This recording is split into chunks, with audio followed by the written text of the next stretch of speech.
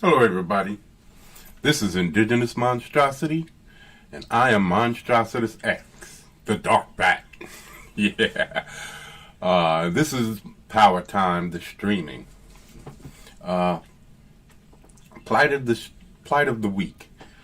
Now we've been having problems. We've been having problems for a while now with COVID, the illy ill, illy ill, and well, you see that there's a whole lot of issues going down out there. I hope everybody's all right with the illy ill. And when I talk about the week, I'm sorry to go back here. I know this is an old topic, but when I'm talking about the week, there's nothing more representative of this guy. His whole appearance just screams weakness. Everything about the guy screams weakness. And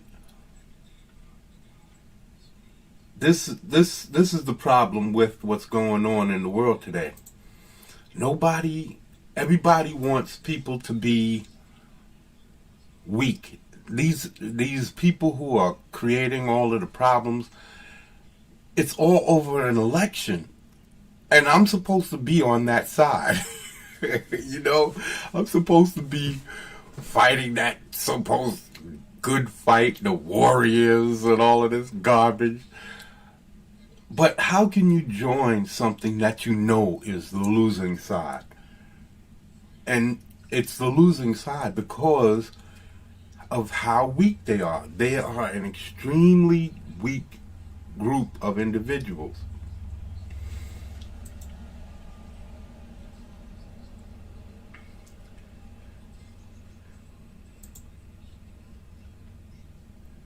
They come across as weak because of everything that they do. Everything that they do screams weakness. They're begging. They're not trying. They're trying to come off as being demanding, but they're not. They're begging. These people don't create anything that people want to follow behind. They don't make anything that anybody wants to follow behind. They're just crying about weakness. And I know this is not. This can't just be black folks. It just can't be, because black folks have power. We have shown we have power. The whole hip-hop thing was a show of power. And I'm going to explain to you why. We didn't ask anybody to help us build hip-hop. We just got out and we created a class of music, speech, clothing, everything. We never asked anybody to give us anything or protesting to help us with this, that, or the next. No. What happened with hip-hop? The whole world grabbed onto it. And now everybody wants a piece of it, one way or another. You see people in Japan, well, at least back in the day. Hold on, let me see if I can pull up a display capture. Display capture. Is it display? I hope it is. I'm hoping that this is going to pull up what I need.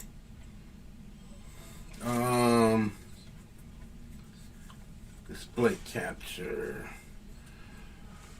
Oh, let me see now. If I can pull up this display capture, then I think I'll be able to pull off what I'm looking to pull off, because I think that's what how EVS does it, or like a lot of guys. Let me see. Let's find out. A 1, a 2, a 3. Let me see.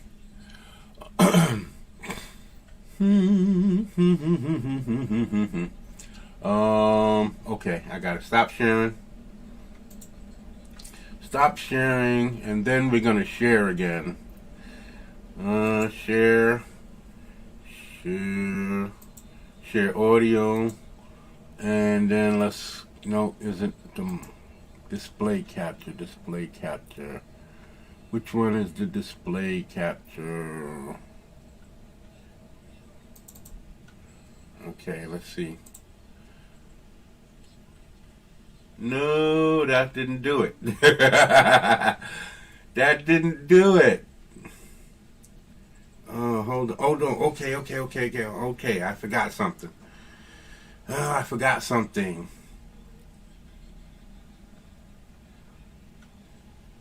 Did I?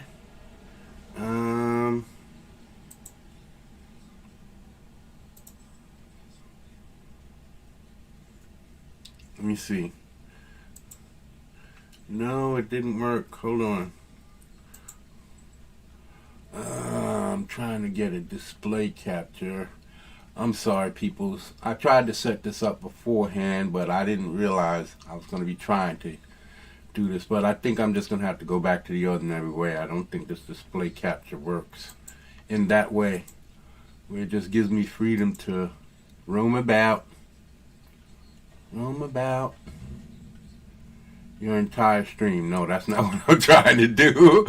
No, don't have this display capture on here. So okay, we're gonna go back to the other way. Go back to. Okay, what was I looking for?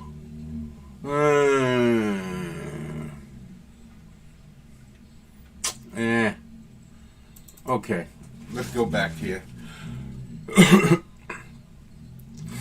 This is about weakness. Weakness is when we created the hip hop movement, we didn't ask anybody for anything, and now that people are all over hip hop, people want to talk like us, people want to act like us, they want to dress like us, they want to sing, they want to rap like us. That's power. We don't need all of this garbage that's going around. We definitely don't need no help from any white people who are not giving us any power. They're only grabbing it for themselves. So any black people who are following these SJWs, Antifa, and all of this stuff, y'all are ignorant idiots. All you doing is giving them your power. That's all you're doing. They're not helping you. They're not helping you one bit. And we're seeing the results of it. A bunch of ignorant individuals who are going out hurting themselves and the people that they claim to be helping. So this is what I don't understand. I don't understand how people can claim to be fighting for the rights of black people, but they're destroying black stores. They're destroying, you know what I mean? So what's the point? If you're not trying to get food to survive, what's the point in all of this rioting crap? And you're taking comic books, you're burning comic books, you're taking TVs and stuff. That's not survival. That's not helping y'all. That's not helping y'all. This seems like opportunism. Y'all's finding a reason to steal. That's not helping you get anything or get anywhere. This is what I don't understand. What's the point in it? And you're following behind weak people. People who have no strength. Like this Kibblesmith guy. This guy has no strength. There's nothing about him or the things that they are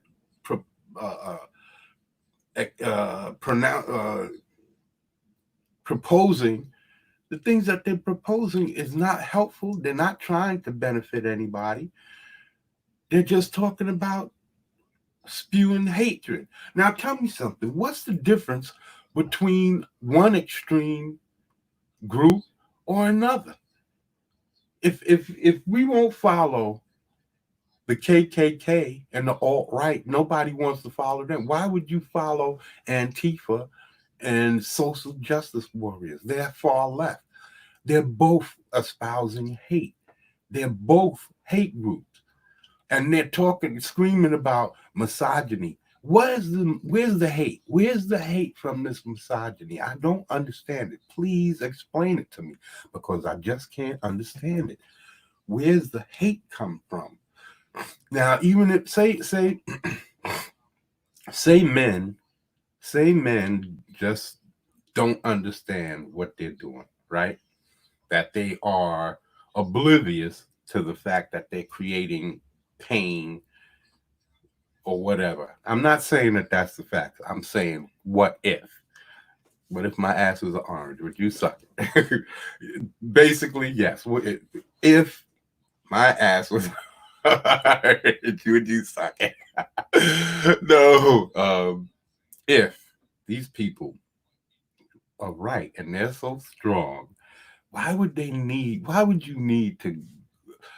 Black people already displayed their strength, but we lost it.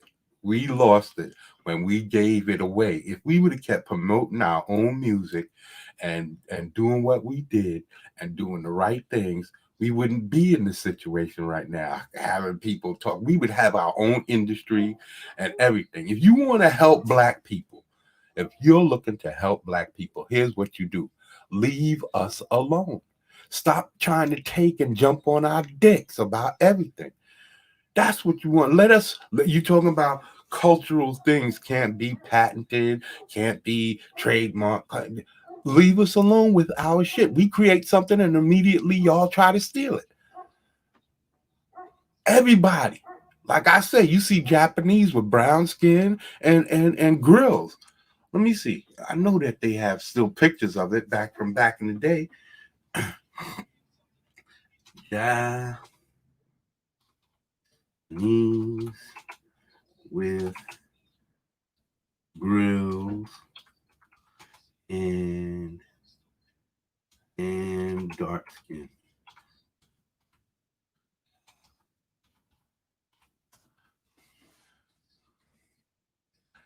No, I'm not talking about dark skinned Japanese people. I'm talking about light skinned Japanese people who were darkening their skin, blackface.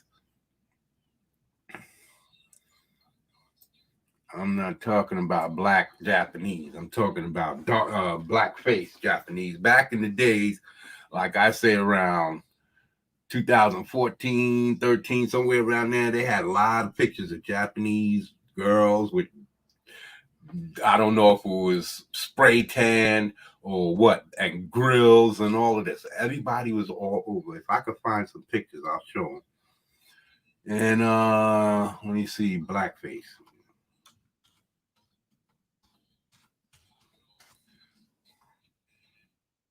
Japanese with grills and spray tans. Yes, now they don't pull that up. But back in the day, it was all over the place. A few years back, it was all over the place. It was all over YouTube. It was all over YouTube. Let me see. Now it seems like nobody wants to offend Asians, so they trying to pull down, or none of that stuff is vital or right on top of things. But I saw the videos. I just didn't know that I was gonna need it at some point. But I watched the videos of Japanese, and I don't know about, I can't say for Chinese, but definitely saw racist Asians,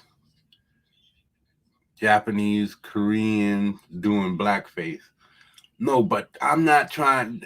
This is blackface, yes, but this is not what I'm talking about. I'm not talking about blackface. I'm talking about them wanting to be down. I'm not talking about making fun of people. I'm talking about them darkening their skin, using spray tans or whatever, and and using spray tans and having grills in their mouth and dressing in hip hop gear. Japanese and hip hop.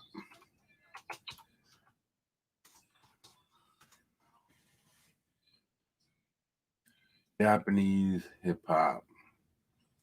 Japanese hip hop. Japanese hip hop. Here we go. Here we go. Here we go. This is perfect. Hold on. Let's stop this. Let's stop this. Let's stop this. Hold on. Let me get this in. Let me stop sharing. Let me stop sharing because I'm pretty sure. Now, this is what I'm talking about. This is what I'm talking about. Now, even in Japan, now I don't know what I know in China, they don't like us in their movies. They don't like us in nothing. But look at the clothing. Look at the clothing. Look at the clothing. Look at how they dress. Look at how our music they steal. Now, what if we got paid for every time they steal our culture? People steal our culture. We don't get our money from it. We don't get paid from it.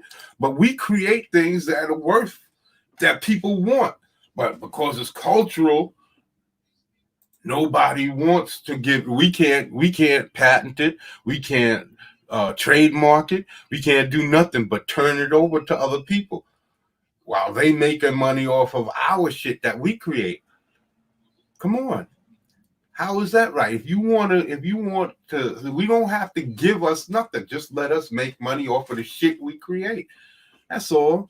We created clothing lines, sneaker lines. We created all of that. Where are they now? If it wasn't for government and big business jumping in and destroying them, because Nike and all of the rest of them was suffering. Nike and what's that? What's the name of that dude? He had a name, big name in the clothing line, and then hip hop came in and shut him down, and now he's making a comeback, I guess. I know after hip hop died, the hip hop clothing lines started dying. A lot of these clothes that went out of wasn't being seen back in the 1990s and the early 2000s. They're making a comeback, trying to jump back on the game. But look at what's going on. Look at how people take what black people create. I don't, like I said, I don't know if Japanese people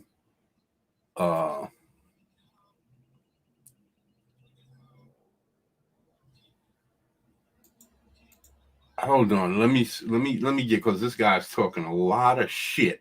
Let me hold on. Let me now you're gonna tell me that come on, hold on. This is unbelievable. Ah, man, hold on. I understand. I just stumbled onto this. I didn't intend to catch up on this, but this guy is talking a lot of nonsense. Hold on. Let me pull it back. Japan have a ghetto? Hell no. You know what I'm saying? So You know what I'm saying? Hold on. We can't even talk without people stealing our language. This is what I'm saying. If y'all want to help black people, there's plenty ways. Just pay us for the shit y'all steal from us. Why y'all got? We don't try to talk. You don't hear us trying to talk right.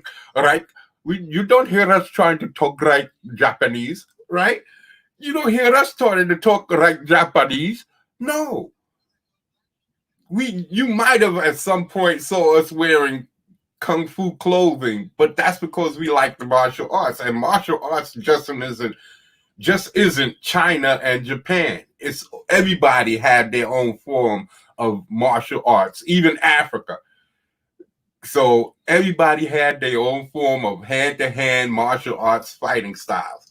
Everybody. So you can't say we didn't go after. Of course, China brought the martial arts reality to America back in this 80s. So with all of that stuff, and Bruce Lee and all of that, but we didn't try to steal their culture. Listen to this guy talk. Look at it. Scratching and DJing. You going to tell me that's not what black people created? But now everybody's on it. Back if you wanted a decent DJ, you had to get a black man. Now everybody's doing it, and I bet you there's hardly any black people working, except for among black people. When the culture was you needed to have a black artist in order to perform the way you needed it to be performed, but now everybody steals our shit, and now look at it.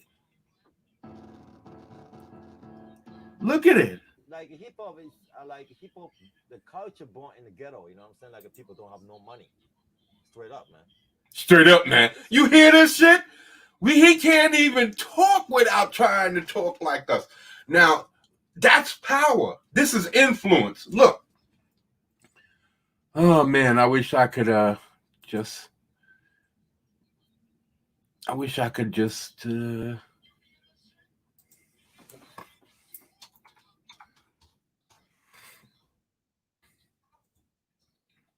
the meaning definition. All right, here we go. All right, let's go back. Let's go back in it. We're gonna come back to this guy. But first, because I'm interested in finding out what this guy's talking about. Because he's talking a lot of smack, talking about we don't have no ghettos in Japan. Yes, you do. Yes, you do. I saw all the, well, yes, you do. Everybody's got ghettos. That's bullshit. Everybody's got ghettos. You might not call them ghettos, but you got impoverished areas. Everybody has that. So let me see. Power. The ability to do something or act in a particular way, especially as a factual or as a faculty or quality. The power of speech. That's not the type of power that I'm talking about. The capacity or ability to direct or influence the behavior of others or the course of events. This is power. The verb supply power, electricity. No, again, that's not the type of power, even though we use that in our creating of superheroes, and that's what this is all about anyway. You know that us creators, we need to find a way to touch and build our channel. So this is all about creating, doing what I know or what I think I know best, so that I can create something to build my channel and put out my comic book, which is The Might of Thug City. Also about power. That whole story is about power, who wields it, who has it, and so my whole thing is about power, and the way I came up, my whole life was built on learning how to, and I didn't realize it. It wasn't that I intentionally went out to figure these things out. It's just things that I realized over time, learning how to the capacity and the ability to direct and influence the behavior of others or the course of events because you can't influence the course of events without influencing people. Because the course of events is the things that people do. Everything else is so you're no matter what, course of events is the influencing of people. Events just what things that people do. So you're basically influencing the behavior of people. That's what power is.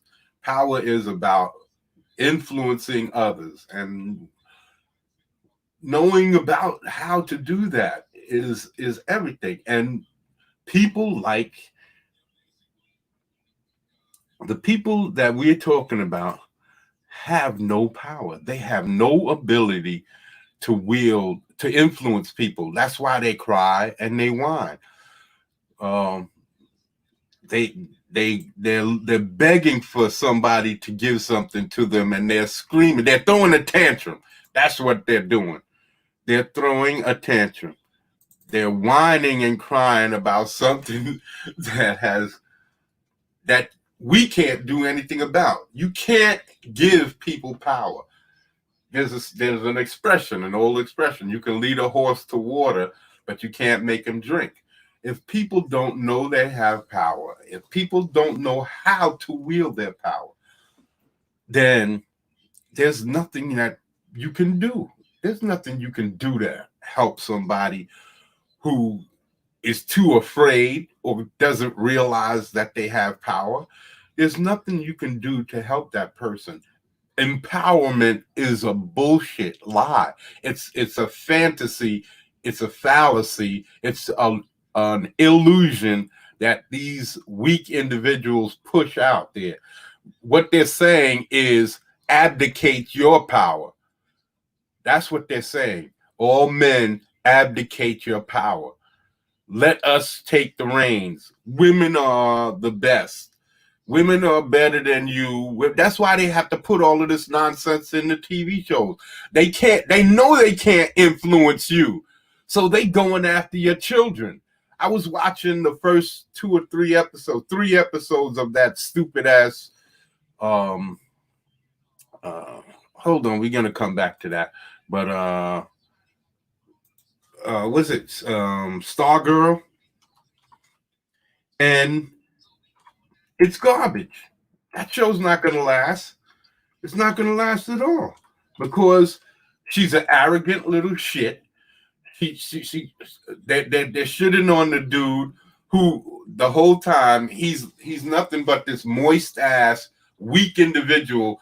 She, from the very beginning, she hates the dude. She hates the dude.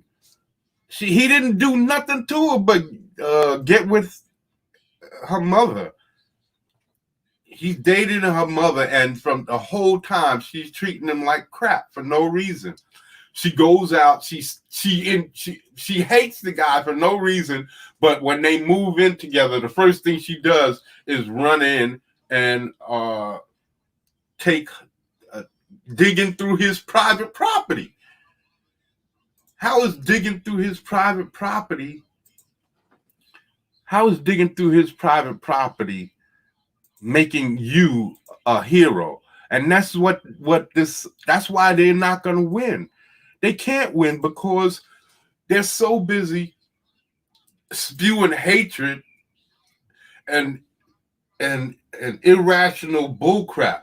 This girl comes in, she has no knowledge of superhero activity whatsoever, but at every turn she calls us, she starts giving this dude names like he's her personal slave.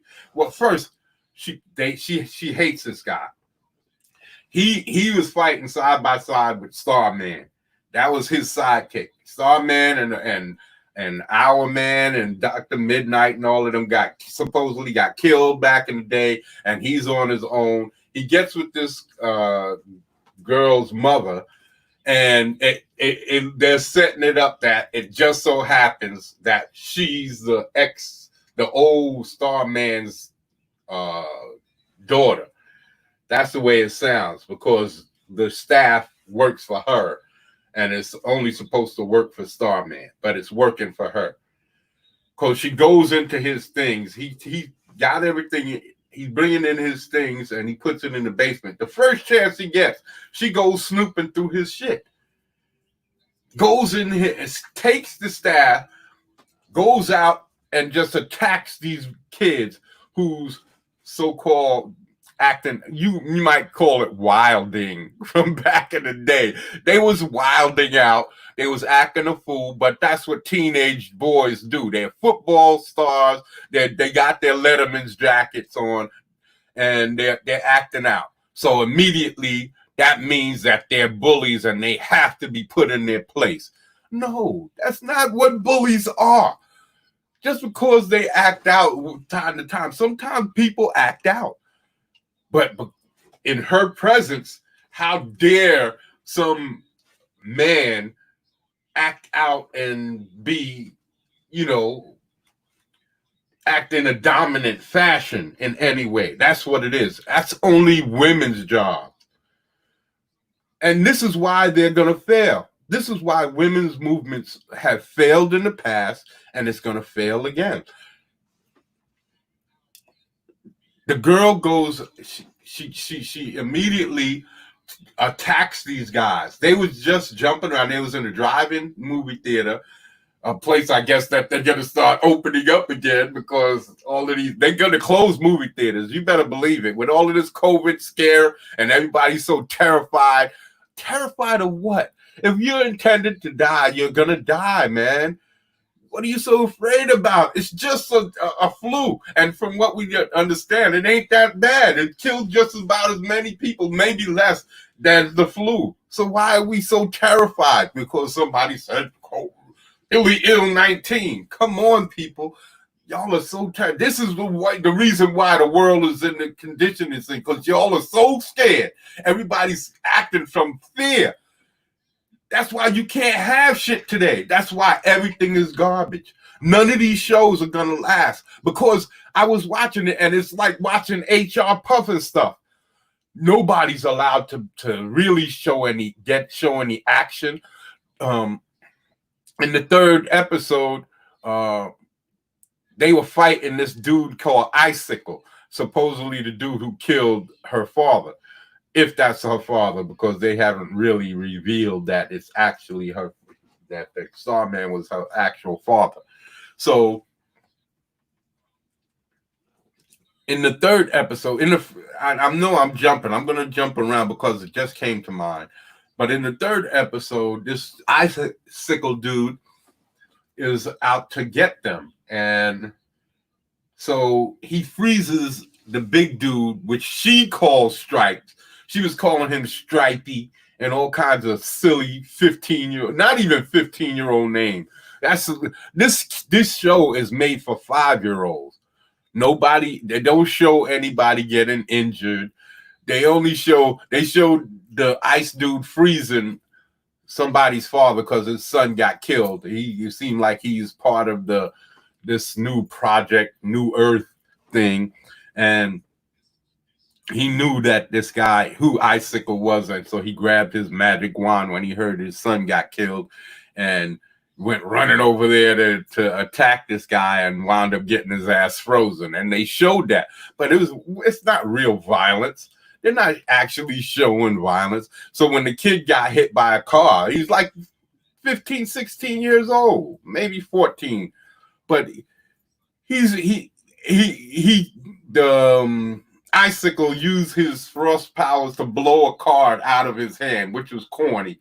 That's why I say all of this stuff that they're showing in these programs are corny. They're made for little children. They're not made for 15-year-olds and up, 15 to 20s or tweens or whatever. They're not. They're made for 5-year-olds. They can't influence you, so they're going after children. How weak are you? You call yourself SJW, social justice warriors, but you can't fight a battle amongst your equals, your peers. You have to fight against children, because that's the only way that they know they can influence the future, is by changing your children's mentality, trying to obscure your teachings so that they will come up believing in all of this weak bull crap, because that's all this crap is. Women's movements have never done what they intended them to do. The 60s, the 70s, none of them have done what they intended them to do. Women's movements have failed throughout history, and it's ridiculous. And it's not our fault. They blame us. They blame men back then. And they didn't call it the patriarchy back then. It was just, where is it? SJW, there it is. SJWs, some of the weakest people out there.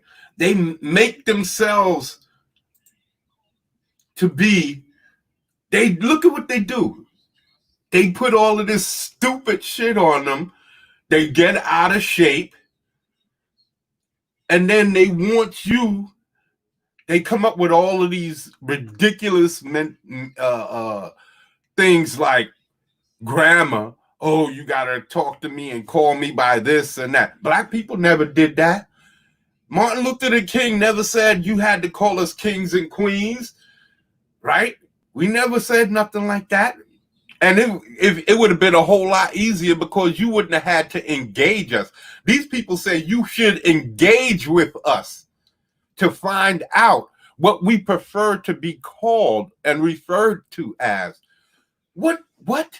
Why should I have to engage with you? Since when is it a necessity in society to engage with these types of people? Any type of people.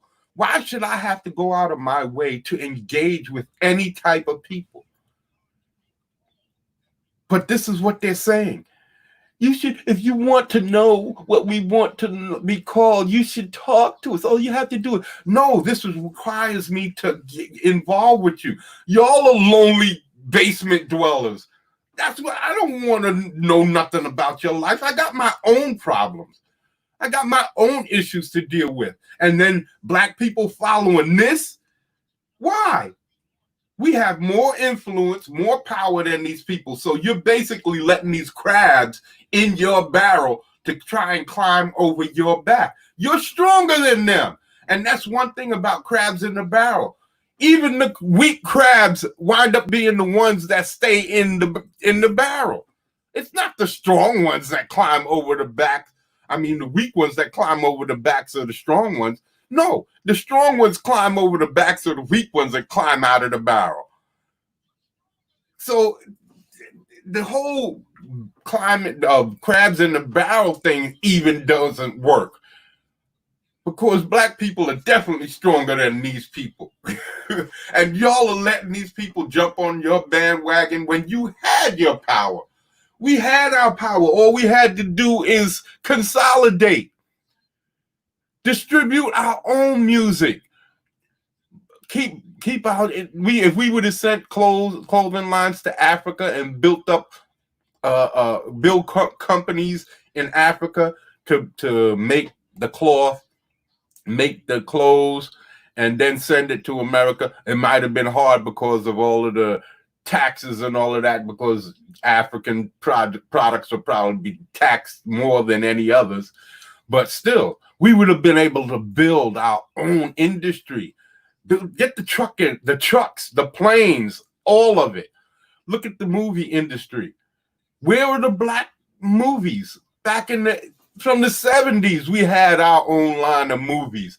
Now, that's gone. All of a sudden, we're begging for other people to put us in. And now you get people like Jordan Peele, who only can see extremely black people or mixed black people. They don't see all that rainbow of black in between that. No, all they see is the extremely black and the mixed people. What happened to all of it? Y'all are just as racist as the damn people y'all calling to be racist. You racist against your own people. You're not showing everybody and showing and no. What people like Jordan Peele is doing is pitting black against black. That's what you're doing, because when they were showing all of these pretty black people back in the day, everybody, the really ugly black people and the so-called dark-skinned black people, because they're all dark-skinned black people are not ugly. They're not. So I've known a plenty attractive dark-skinned people. So I don't get why all these dark-skinned people have to be ugly. I don't understand it. They're these ugly ass, the ugliest they can find. And I'm not gonna hide it, because that's what you're doing. Y'all are. This is the diversity that you want. Really, movies and comic books and all of that and TV shows is supposed to be escape. You're supposed to be showing the cream of the crop, the things that people worship or not worship, but idolize and strive to want to be. They don't put muscle-bound, good-looking men in comic books and TV and movies to embarrass and shame men. No, they hold them up as the pinnacle. That's why you create superhero stories and Indiana Jones and Star Wars. They're not trying to have these bunch of butt ugly people out there. No, you're showing an ideal, a representation of the perfect. That's not real life. It's an escape. So you're trying to show the ideal, the perfect individual. There are no real Indiana Joneses. There are no real Luke Skywalkers.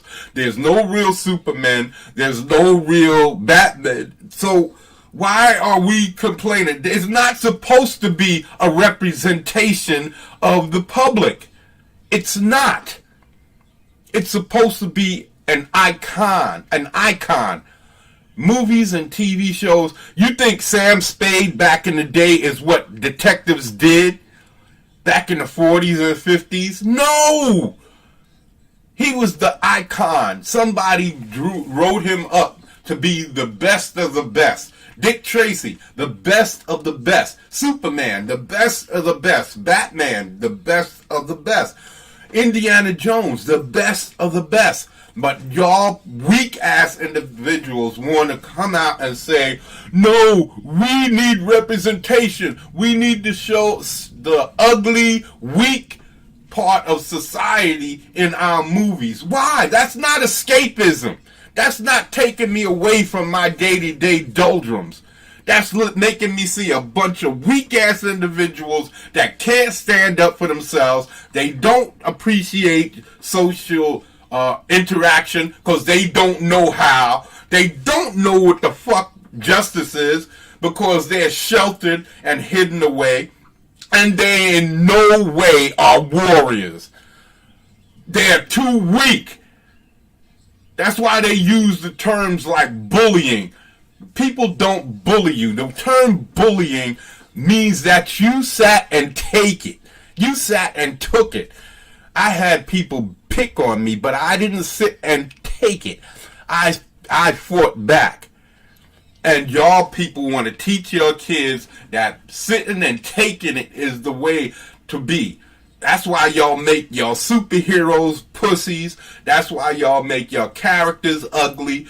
And if you have a strong, beautiful woman on TV or in the movies, y'all people shit yourselves because y'all are weak. Y'all come from a place of weakness and y'all going to be weak. Y'all are going to lose because you come from a place of weakness. Y'all are begging and borrowing. Beggars can't be choosers. And y'all beggars are trying to say that y'all have the right to choose. You don't. What gives you the right to force your opinions on the rest of the world who don't care nothing about you or your opinions? Because that's what the rest of the world is. That's what the world is about. There's things that I live by. And one of them is you can't force somebody to treat you in a particular way. I don't care what you do. You can't. This is not how the world works. You can't you can't force people to treat you the way that you want to be treated. You can try, but that doesn't mean it's going to happen. What you can do is control how you treat yourself. And look at these people. Do any of them look like they treat themselves with respect? Any of them. They talk about things. They talk about things like the unattainable body and how beautiful bodies are somehow something that can't be attained. That is some type of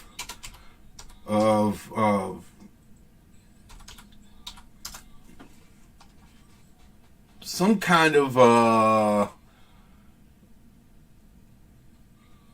like it's some kind of I'm sorry, it's some kind of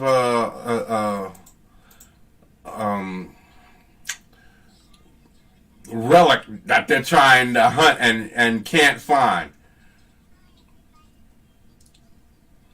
So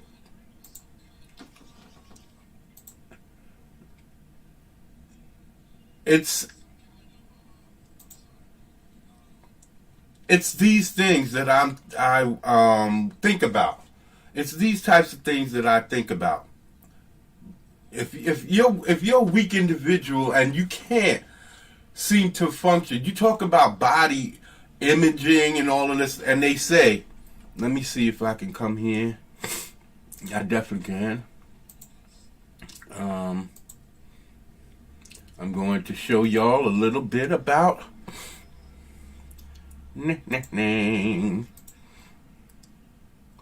I don't know whether I should be, let me see, I don't want to get struck for playing some music, so I'm not going to do that. Let me see. I don't know, let me see if they're going to, if this is switched over, so I might have to go back. Hold on, stop sharing. I don't know if this is still sharing. La la la la la. La la la. La la la la. Motivation CrossFit. Okay. Now, they say that these are unattainable bodies, right? Let me turn off the volume. They say that these are unattainable bodies, but I don't see how these are unattainable. Look, they're putting in the work. They're putting in the work. Look at them. Look at them. How are these unattainable bodies? They're attaining them. They're attaining the bodies. How? Look at the booty. They don't need implants. They don't need breast implants. They don't need makeup. Look at it. And she's an attractive woman. She's not drop dead gorgeous, but she's an attractive woman. These are attainable bodies. What's not attainable is what they're pushing. What they're pushing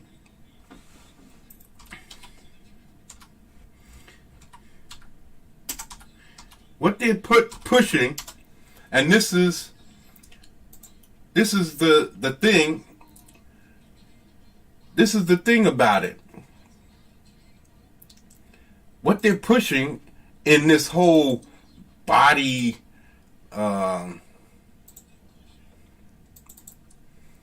this is what they're pushing. Doesn't some of this look like, how about Dark Fate? How skinny and bony, how flat.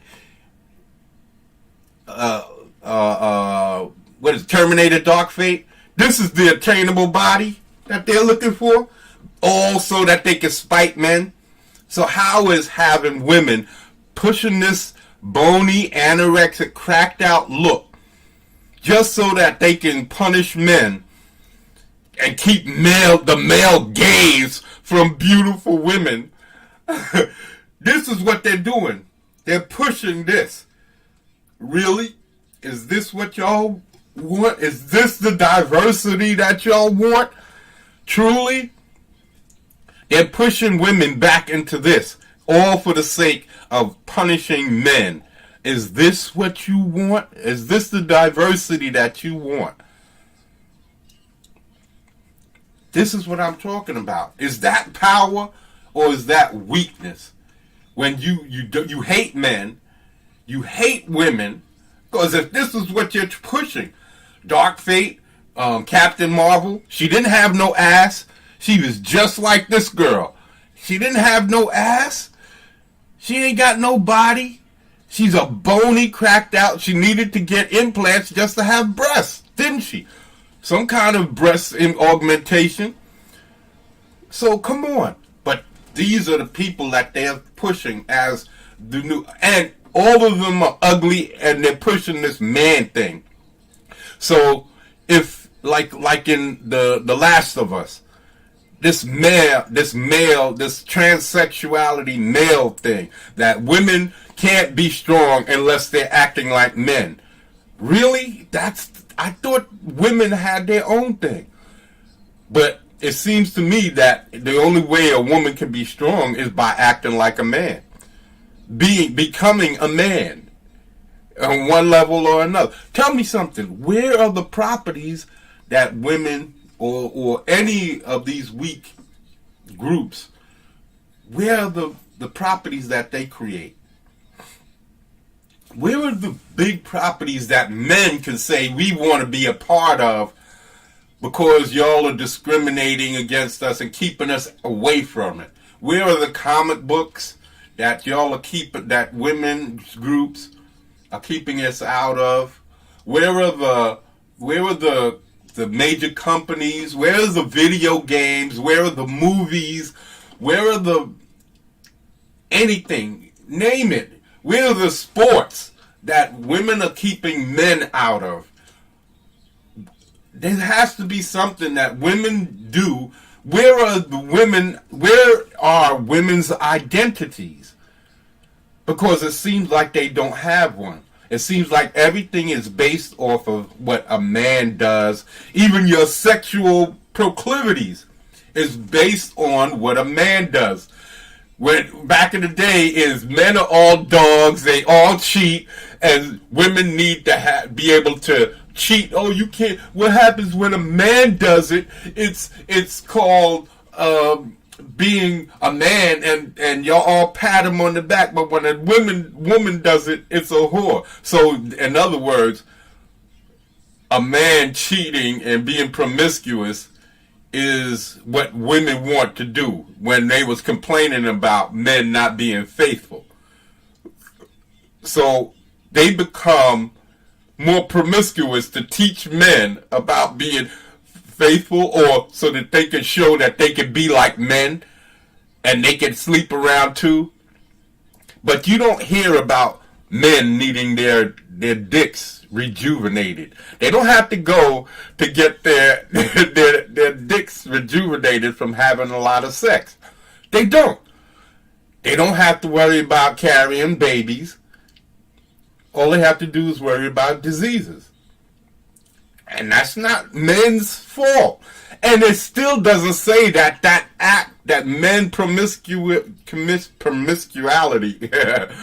if that's a word, promiscuousness, if men being promiscuous was ever a good thing.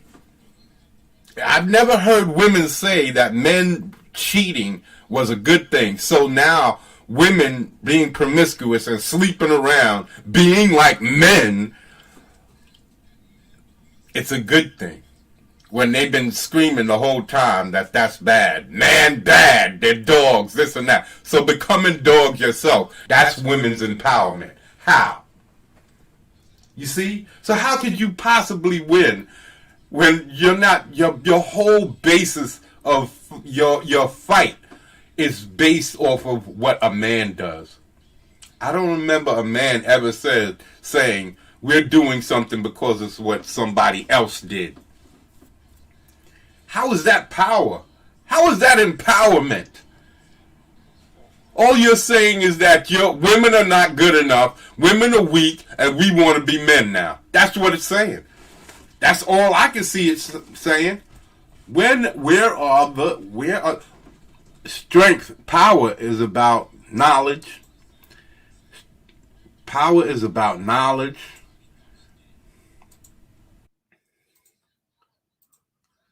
Power is about knowledge, people. Knowledge of yourself. If you don't know who you are, if you don't know, and a lot of these people talk about killing themselves, harming themselves. Um, they don't feel right because somebody else made them feel a certain way. No, if you have power, nobody can make you feel something about yourself that you haven't put there first. Nobody can make you do anything that you don't want to do. If you have power, you don't take orders from people. If the only thing that gives orders is the only thing that gives orders is boss. I'm telling you. And if you don't have no balls, it shows. That's power is within the individual. Money can't give it to you. Other people can't give it to you. You can have a group of people, but if somebody says you could be standing in that group of people who has your back. But if it's a fair one-on-one fight, as soon as he points to you and say, step forward and catch this ass whooping, guess what happens? You shit your drawers. That's not power. Power comes from within. If you are standing in a group of people who are willing to stand up and fight, and then one person comes up to you and say, you step forward and stand up and fight, you're going to be the first one jumping forward. That's power. You're not afraid. Take that ass whooping if it's necessary to achieve your goal. That's power. You're not afraid to take the loss. You're not afraid to take that L. You're not afraid. You realize that that's a possibility, but you're not afraid. You're going to push forward and you're going to do what's necessary. Knowledge of oneself, awareness and familiarity gained by experience of a fact or situation, and knowledge of yourself is the beginning of power. If you don't know that you have strength, if you don't know that you have power, what good are you? How can somebody give you power if you don't realize that you have it? I don't care how much they tell you, yeah, you have power, just do this, just do that. Even if you work out and you do things and you build yourself, but you're still afraid of everything, you don't have power. You never will.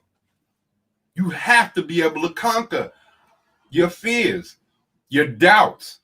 You have to be able to stand up and say, no, this is how I want to conduct myself. This is how I want, and screaming, oh, please represent me. That's not power. Diversity in comic books is letting an individual create the way he wants to create. Yes, I said he. To create the way they want to create. You can't stifle somebody. That's not creativity. Look at Comicsgate. I'm going to take you to Comicsgate just for a minute. I'm sorry, but that's what it is. I'm going to take you all to Comicsgate. And, okay, let's go through this knowledge first. You have to have knowledge of yourself. You have to. If without that knowledge, you can't do anything. You're just not going to be able to accomplish anything. You have to know who you are. You have to know the weaknesses that other people can manipulate or influence. My man, how you doing? That's right, brother. You have to bring an arsenal. That's right. You have to bring an arsenal to get arsenal. You have to bring arsenal to get arsenal. That's right. You have to bring your strengths. You have to bring your strengths. That's right. That's right, man. Hold on. I'm going to send you the link, man. I'm going to send you the link.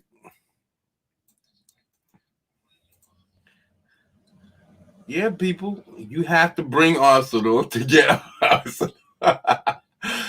Oh man, I love Hop. I love you, Hop. This guy, he's funny. I think he's gonna be my Cecil. I just sent you the link, man. I think you're gonna be my Cecil, man. We're gonna turn you into my Cecil.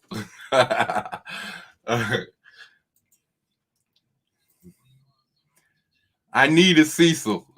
I need somebody that we can have jokes back and forth with. Now, what is next? Will, are we gonna do strength? Strength is next. Strength, man. Strength. The quality or state of being physically strong. No, that's part of it.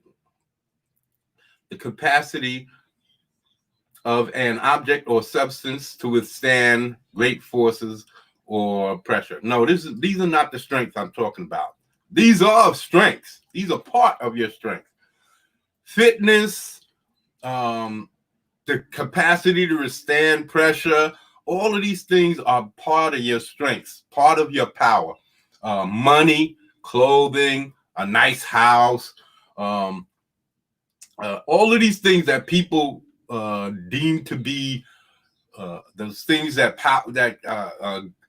are power. They see a muscular dude, they say, "Oh, he's power. That's powerful. That's powerful." No, that's not all there is to power. That's just a strength. And when you make your body strong, when you get an education, when you have the capability of making a lot of money and a good job, sporting expensive cars, all of these types of things are just your strengths. The person wielding the strength is this is great. Hold on. Let me see if I can pull this up. The person wielding the strength, the power is the power. All of these other things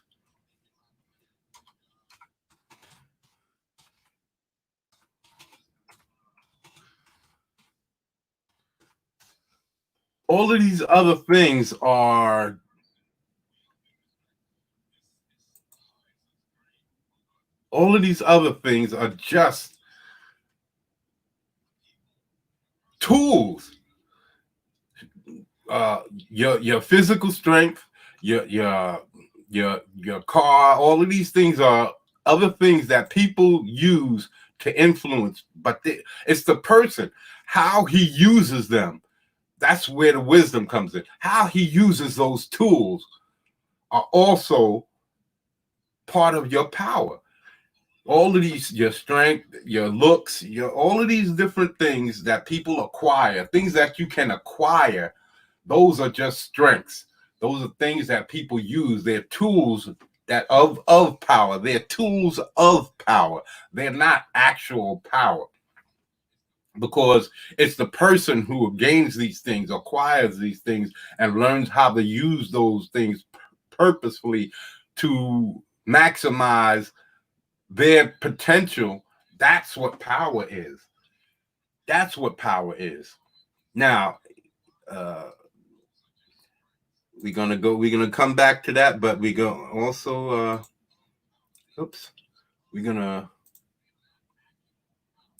we're going to show a little all right, the riddle of steel. This is it, boy.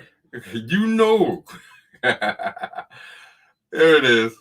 Oh no, hold on. Sorry, people. I did it again.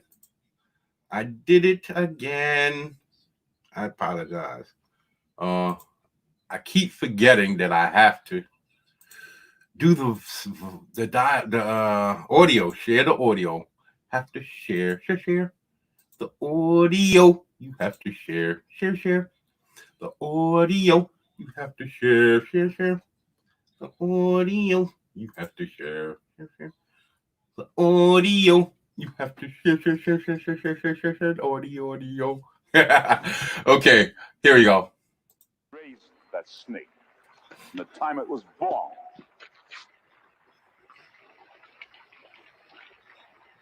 You killed my mother. You killed my father. You killed my people. You took my father's sword. You took my father's sword. It must have been when I was younger.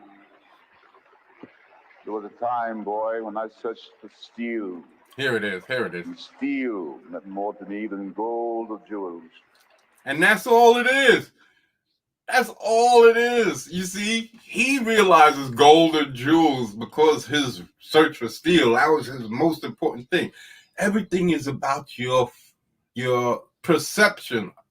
If you believe money is the end all be all, then that's what it's going to be for you. If you believe that that's what your power is, then that's all it is. Just like he thought steel, it was more important than jewels and money and all of that stuff, right? But it wasn't. He thought steel, but he came to find out something. The riddle of steel. Yes. You know what it is, don't you, boy? Steel is power. Just that's the equation. That's what I'm equating. That's why I'm showing this. Just think of this as power. The riddle of power. Shall I tell you? It's the least I can do. Shall I tell you? Shut up. It's the don't you, boy? Yes. The riddle of steel. Power. Yes. You know what it is, don't you, boy? Shall I tell you? It's the least I can do. Steel isn't strong, boy. Flesh is stronger. Look around you. There, on the rocks. That beautiful girl. Come to me, my son.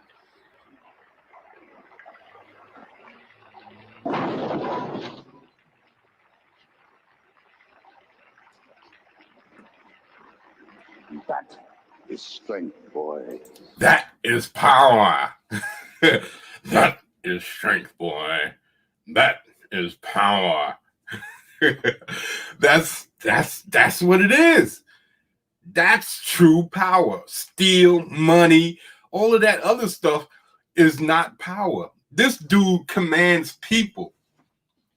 Money just lays there. It's just paper without the person wielding the power.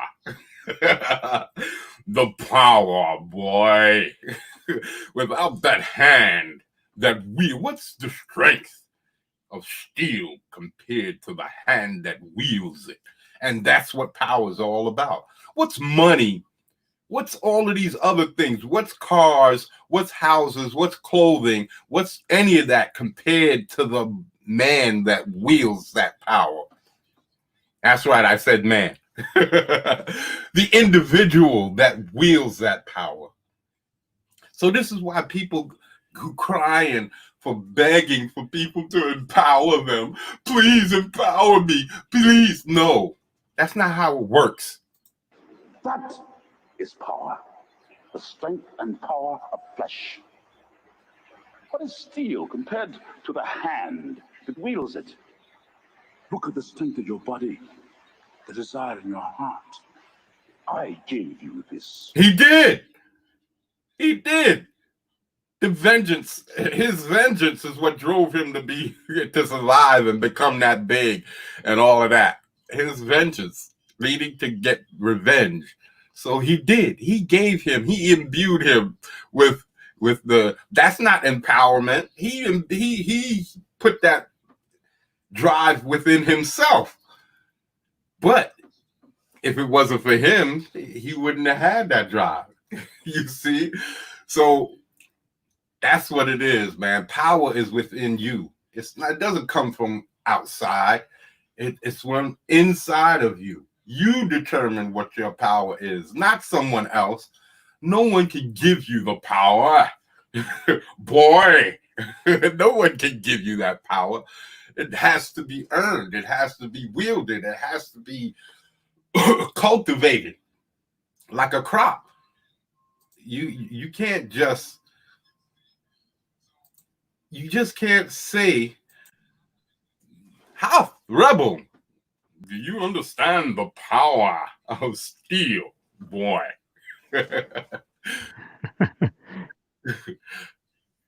Hello. Yeah. Can you hear me? Yes, we can. Okay. Man, that guy's crazier than Darth Vader. Were you able to hear me and the dialogue in that video? Yeah. Okay, because I might not have turned on my OBS right. I think I turned it on right. Yeah, I did. Okay. Because there's a top microphone that you got to turn up in order to hear other people talk. I had a problem with that before, but I know I turned it back on, because when you make regular videos if you're doing regular videos, you get an echo if you don't turn that off. If you don't turn it back on when you're streaming, then you can't hear other people talk. So it becomes a problem. So anyway, yeah, man. Do you understand the power of steel? Or a riddle? The riddle of steel? Pretty much you give things power. You give, like you're saying about money and stuff, you give it power. It's all about It's about the individual. how you value it. That's right. It's about you. Yeah. It's about you and how you wield it. It's about how you wield your power.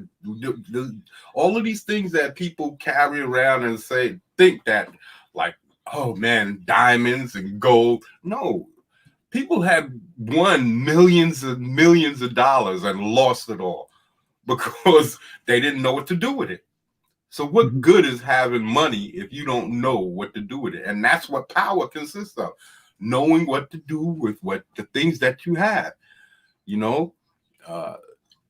If you have an education, you have strength of body, strength of mind, you have a fancy car and a nice house, but you're not doing anything but enjoying it, you're not wielding power, you're just enjoying life. But wielding power means taking all of those things that you have and influencing to make your power grow. That's what power is all about. It's about influencing others and building something for yourself, and that's what Comicsgate is all about. It's a free entity, a entity of freedom. It's just like the United States back when the Tea Party happened, right? It's the same thing like in Spartacus. Remember was it Spartacus that I'm thinking about? Hold on. No, not Spartacus. Yeah, it's Spartacus.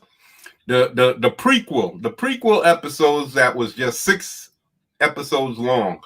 After the first season, there was a prequel because the guy Andy Whitfield died, and so while they was doing their search to get a replacement, they did the prequel, and there was a 6-episode prequel where Salonius and Batiatus was friends. In the first season, they were enemies, but in the second season, they were friends, and they showed how they became enemies.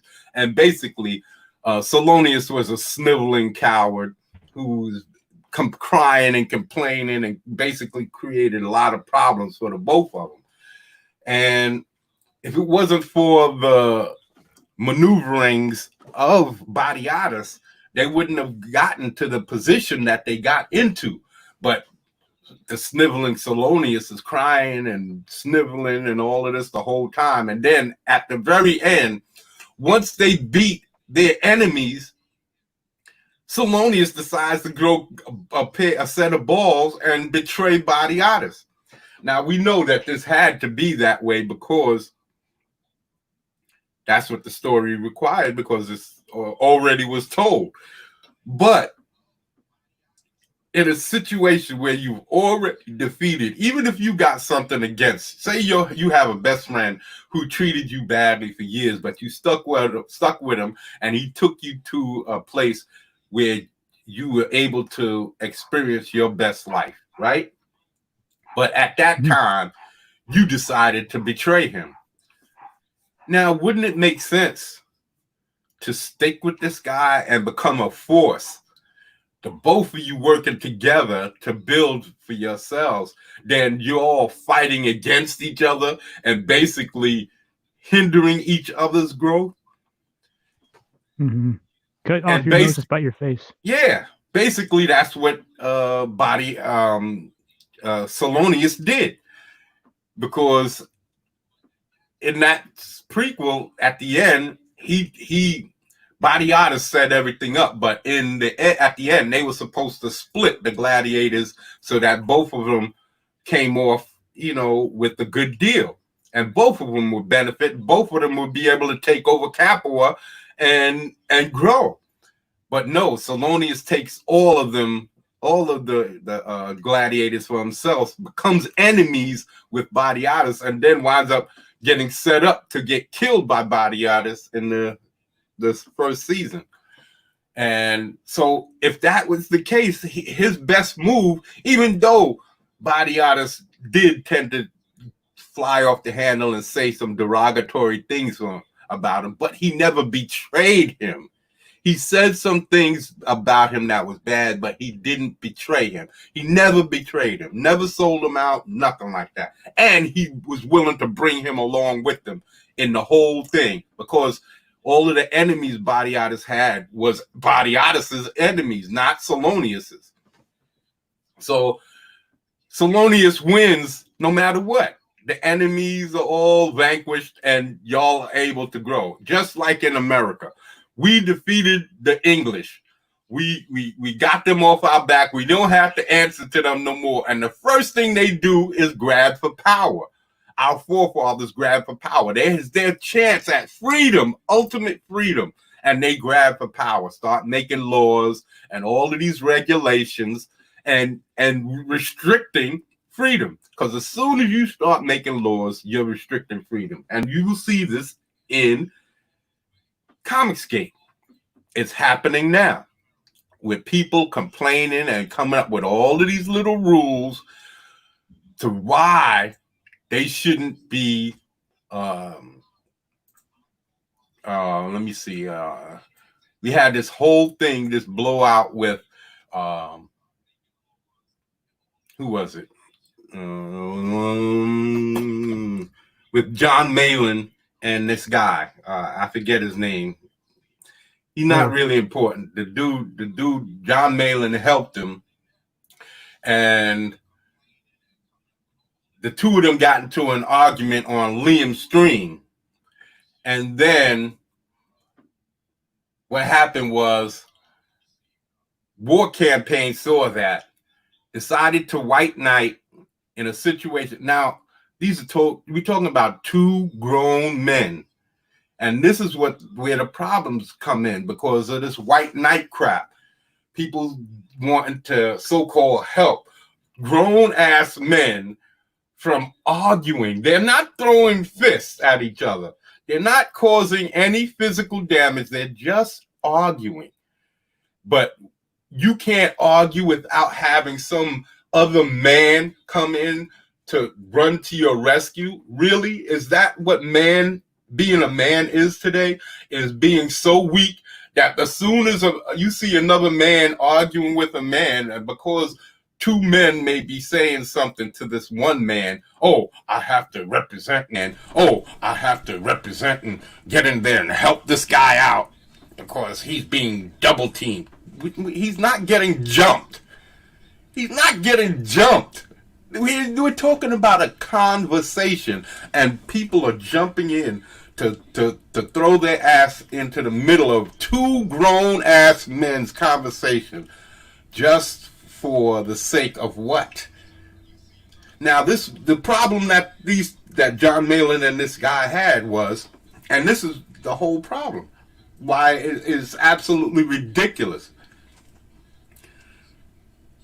The man he sees John Malin on Twitter in a discussion, right?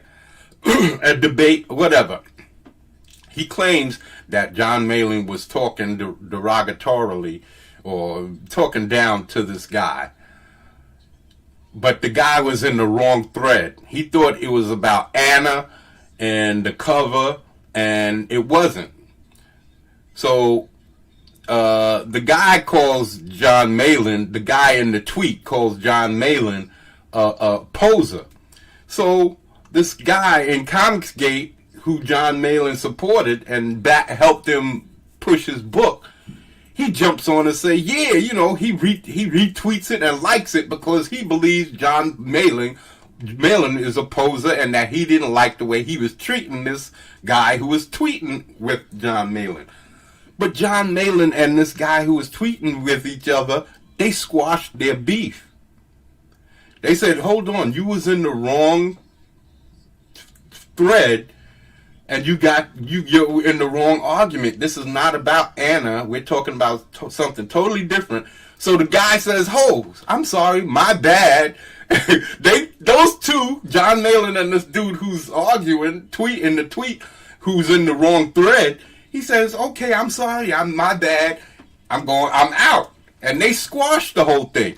But the comics gator who John Malin helped, he feels no need to take back the whole retweet and like. The dude that you claim to be championing or white knighting because you said that you didn't like the way John Malin was treating the dude, well, those two dudes made up. They besties or whatever. They're not besties, but they no longer have an argument. But you do. The dude that John Malin helped still has a problem. How? How is that possible that this dude still has a problem when the dude that he was white knighting no longer has a problem? It's ridiculous. But you refuse to back down from your white knight stance. So John Malin is hot. He's heated. What did I do to you, man? He comes to you cordially. What did I do to you? Is there a problem? No, I love you, man. So now not only are you a liar, you're a coward because you won't address the situation, get it over with, and because you obviously got a problem with the man. If the man that you are white knighting for backs away and say, I have no problem with you, but you still have a problem over that problem that the other guy had, then you're the one with the issue. So he refuses to back down. He refuses to apologize. So John Malin puts him in his place like any man should. If you got a coward, weak-ass individual talking crap and trying to be all snaky, you can't trust somebody like that. You can't. This is a foul individual. This is a weak individual. Someone who's a coward and a liar is one of the worst weak individuals you can deal with. And it's best to broom that fool to the curb. Get rid of him because I'm telling you, he's not going to cause you anything but trouble. You keep dealing with that person and you're looking to get stabbed in the back. And you can't blame anybody else but yourself. But anyway, John Malin and this guy, they managed to talk it out. And John Malin came to his conclusion and they squashed the beef. But here comes War Campaign. Oh, we have to white knight. They come in white knighting again. The beef is over with. Two grown-ass men, they dealt with what they had to deal with, and here comes another two grown-ass men to put their fucking 2 cents in the middle of an argument that's already over. And they carry it on. This is weak shit. This is weak shit. People coming in with rules and regulation into Comicsgate, a free enterprise, something that's freeing people, giving people the freedom to do things that people weren't able to do just mere years ago. And with this freedom, what happens? You got these people taken away. You've taken away your freedom by giving it away by trying to come up with all of these rules. That's the same thing that we did with America. And then people say, oh, we need to have laws. We need to have rules. No, all you need is for people to stop being assholes and trying to take control of shit and stick to your own business. Mind your business, and there won't be any problems.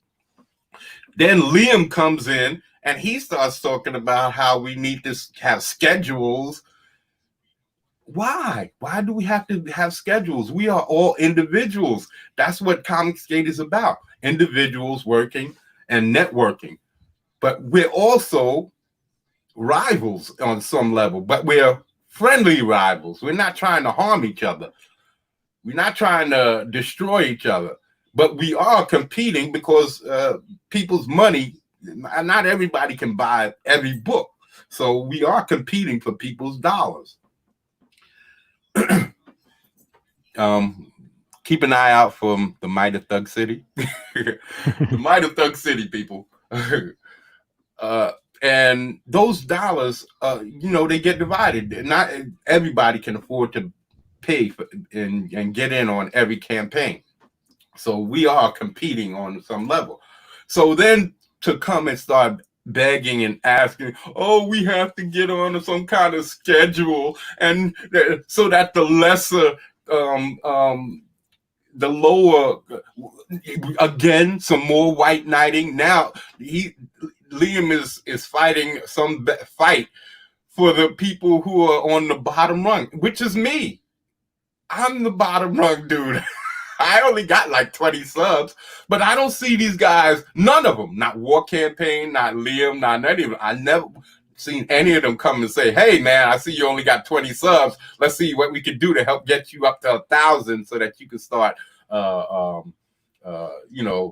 getting monetized and all that other stuff. No, they say build your stuff up. So that's what I'm doing. I 100% agree with that. That's what you're supposed to do. That's what Ethan and all that. It took them how long to build their platform, and now Liam is coming in and saying, "Hey, let's help them." Which, hey, I would love that, but I haven't seen not one person do that yet. I haven't seen the War Campaigns coming in and saying, "Hey, you're a small channel. Let's see if we can get you up to 1,000 so you can start monetizing and doing this and that." Making it a little easy for you to get your book out and all of this stuff. So are they championing the lower channels, or are they just talking shit?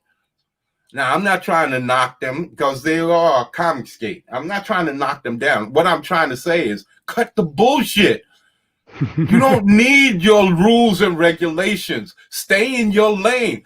They immediately went from attacking Cecil and John Malin because of their opinions to attacking EVS. Why? What did EVS say about them? Just because John Malin and Cecil said something on his show? This is his partners. They on his show, and he immediately shut down the show. So how could you then blame EVS for what somebody else does? So now on top of it, you're showing weakness because you're making enemies left and right for no reason. Your beef is with Cecil and John Malin, but now you're including EVS. You seen Pan get on there and say, fuck EVS, because of letting John, you let somebody come on your show, and he even did it again on Liam's stream. You let Liam, you gonna let somebody come on here and talk somebody? What? This is what they do. You let people come on and you let them speak their mind. And if you don't like what they say, you shut them down. Yo, don't say that. We don't want. And that's what he did. What more do you want? To get the whips and put him in a firing squad or something? What do you want from the man? He's there trying to sell comic books. He's not there trying to get in the middle of y'all beef, but y'all professional beef mongers. Y'all percolate, y'all that's what y'all looking forward for. And then y'all want to say that y'all are trying to empower people, and you can't empower people. People need to build their own platforms, because without EVS, if something happens to them, then what? If something happens to them, then what? We have to do it right. We have to be strong and stand up. How you going to build it is by putting out your art. Do your work. I haven't been putting out my art. I haven't been getting my art out there. So how can I then go to these people and ask them to promote me when I haven't been doing what I'm supposed to be doing? I haven't been doing my art. I haven't been doing enough of it to make people see, hey, I'm somebody that you should be looking for or that can help Comicscape, right? So how can you? I had this dude named Seven. He deleted everything that I had my first internet beef. I never had an internet beef before, and I mean a Twitter beef. Let me see if I can find. Oh yeah, I do have it here. Twitter. No. Let me pull it up first before I let me see the notifications. I think it was let me go to my profile and tweets and likes, tweets and replies. And now let me see if I can find it. Okay, here it is. And this dude was complaining. He was beefing. He was talking shit about EVS. He was talking shit. This is how I got into the middle of it. I heard him talking about how EVS doesn't help people. Well, I didn't hear him. I saw the tweet. I saw the tweet about, he was talking about how EVS he didn't treat people right. He's not helping people. Now here's, I'm just as arrogant. And you're one of the believers. Okay. Here it is. 7. Your days are numbered. There's no threat that I or anyone else can make or act upon that will compare to the horror of the wrath of God. Really. Now, is this guy religious? Is this guy religious? Because if he's religious, I did spend 10 years in Catholic school, and using God's name to curse or damn somebody else, that's blasphemous. That's a sin. That's a sin. It's literally a sin. And this dude here is using God to wish bad on EVS. Keep it up. You're invincible, right? So I just couldn't help it. I just had to say something, right? I'm sure that this is something about Preston Pope pushed in. Preston pushed in Pope. So so EVS is saying, pray to God that I'm punished for clapping back at people spreading rumors about me, harassing my business associates, doxing my home, and trying to destroy my livelihood. Maybe God is on your side, but I think you're fucked, and I believe so too. So he deleted a lot of the stuff that the tweets that he said. But I said to him, I can't believe. He said, I said, you're the one who believes that. I know I said something else to this guy. I know I said something else to him before this point. I know I said something. Here we go. I'm laughing my ass off. The best part about this, a pathetic moist boy like you, is that you believe this bullshit. God don't like ugly, and you're as grotesque as they come.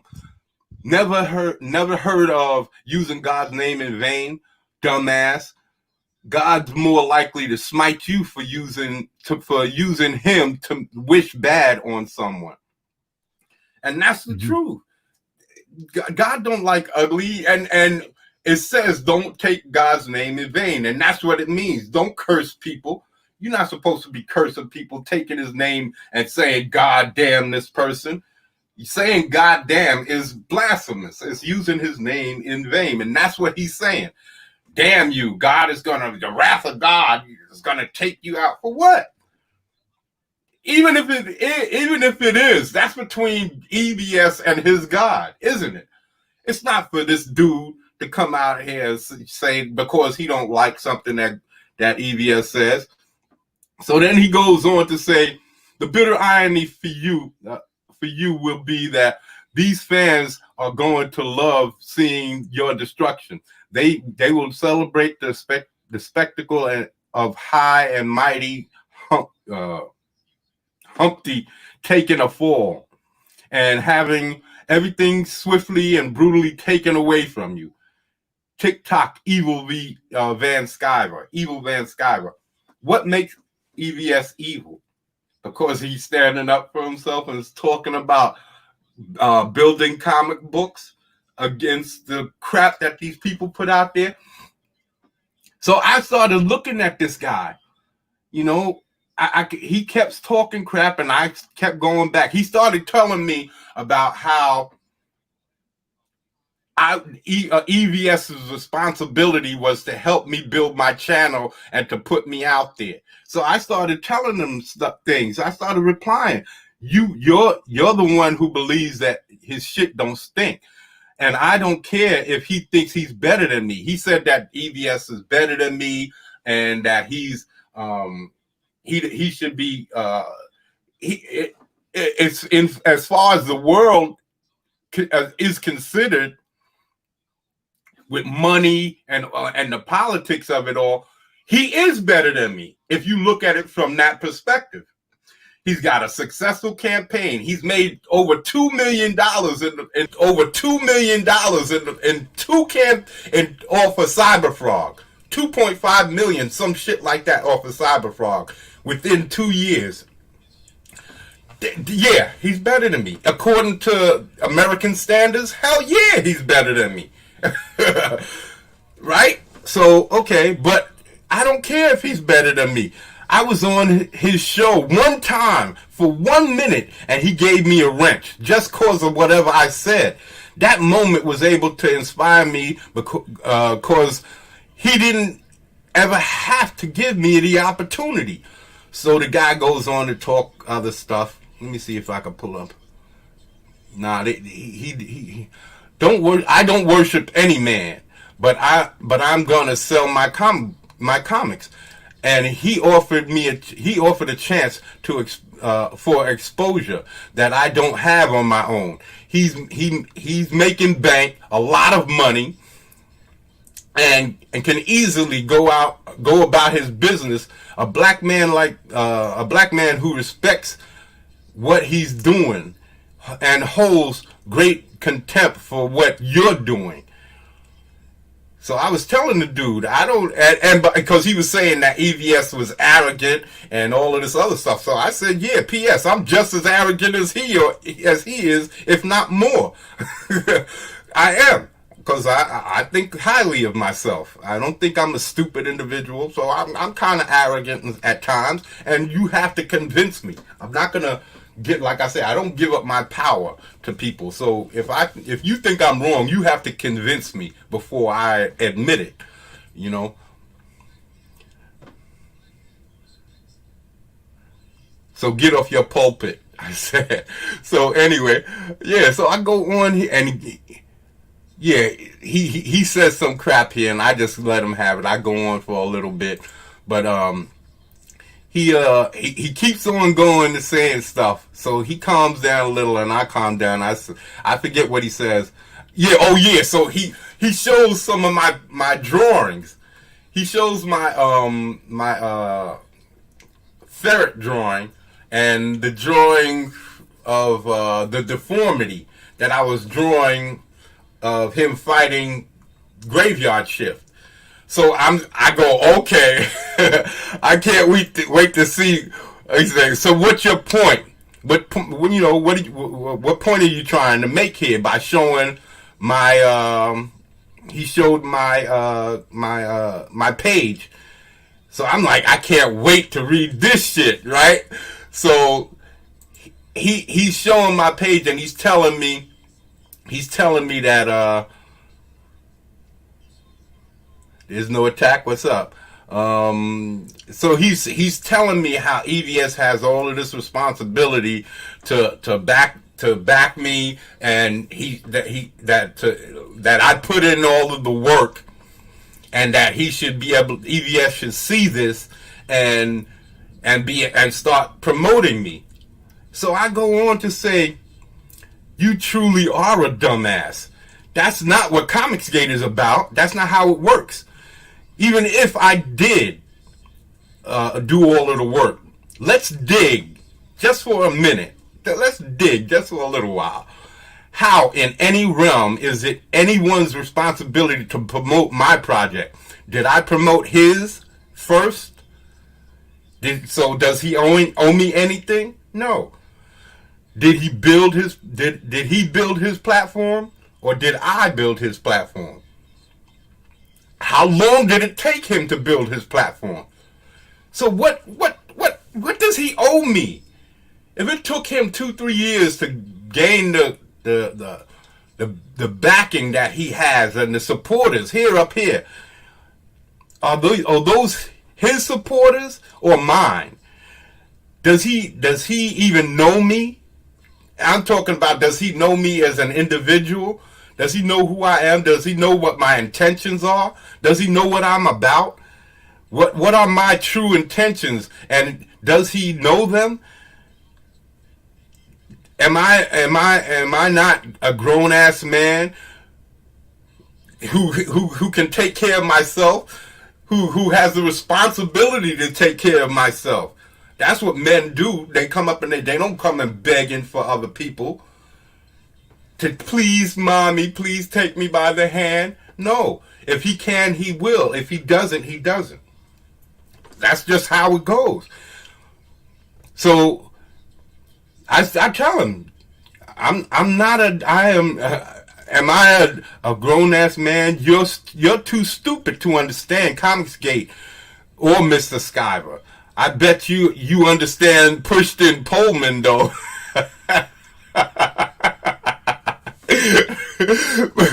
Because he was saying some stupid stuff, man. He was saying some utterly stupidness. That's why he deleted everything. That's why he deleted it. So I was giving him the business, man. So I saw his. I went and I saw what he was doing, and the first thing that he put up was, for a good time, call 7. It says it right here on his page. For a good time, call 7. Right here. Right underneath it says 7. It says, for a good time, call 7. And then right here I put another Preston Pullman, and I circled it. And then I showed his page where he has some art. He has some art showed up there. So I figured out, okay, I found out why he's so mad. Obviously, EVS, he's been trying to get into EVS's good graces too, and he couldn't get EVS to acknowledge him. So he's on a Pushton Pullman campaign, just like Preston. He's got the whole thing going. For a good time, call me, right? So that's what Preston's all about, right? Pushton, he's all about getting slammed, right? So, yo, that's what I said. I found myself in a debate with another loser, ass slammed over not being able to get EVS's to notice their Whittle book. Aww. What daddy want daddy to that's what's supposed to be want daddy to change your Whittle diety. Whittle man. Want mommy to plug your Whittle hole. Don't make mommy angry. You say you like it. If you seen the Pushton videos, that's what she was saying to him. She said, tell mommy you like it. Tell me you like it. Tell me you want it. Say you like it. Say you like it. She was saying all kinds of crap about this dude. So I said, stop moisturizing, son. you can't bear the weight of your own, of how drenched you are. Ethan wouldn't promote your whittle book, and now someone has to pay, right? Yeah, we seen your kind before, taking a long dong of justice, right? Where you like it best. So I was letting them have it, and then once I got up here and I started saying, he's saying, who fights? Who's fighting for you? Who's fighting for all of y'all fight for EVS and all of that stuff? I said, yeah, who fights for EVS? Who fights for Mr. Van Sciver? We all do, and we all fight for me, bitches. I'm a man who intends to build my own platform so that I can get along without an EVS, because that's what's best for all Comicsgate. I would like the help. I would love his help, but I don't need his help. And why? And then later on, I said, because he showed us the way. Did I put this in? Yeah, here it is. He showed us. I don't know if this is show. Does that show up? He showed us the way. He showed us the way, and that shows my loyalty to him, to me, and all of Comicsgate. If I'm respecting Comicsgate, I'm respecting him, myself, and everybody. Then if he chooses to, he can get to know me. The only people I need to get to know me are the customers. But what do you know? Who are you loyal to, Madam Roulette? I was letting them have it. I was giving them both barrels. Oh, here it is, right here. Yeah, and then finally he said, he finally came in and he said, after I said that, he said, "Hail, brother," and he deleted it. He said, "Hail, brother," and now I see him on EVS's show talking to EVS. It's like he finally understood what I was saying. That's what it seemed like. It finally seemed like he understood what I was saying, and that it was his responsibility to build his own platform and to be responsible for his own campaigns, not EVS's. So now he's kissing EVS's ass. I saw him on the stream maybe earlier this week or late last week, and this dude 7 was all up there talking to EVS, and EVS was saying to him how he doesn't believe he's another Preston, but he definitely need to get his act together. But now he's always on EVS's show, in the comments, always leave it in the chat. So this is what I'm saying. People are out there, they're full of shit. They creating all of this. Oh, I'm so weak. This is what our society is becoming. I'm so weak. Please help me, because I'm weak and I'm not able to do this. And then get the fuck out. Move, bitch. Get out the way. Get out my way, bitch, because you're just getting in the way. That's not what Comicsgate is about. It's about people who can build their own and bring to like Raging Golden Eagle. He did it himself. He didn't ask for any help. Now, if I'm able to get on, I was on Frager's channel twice.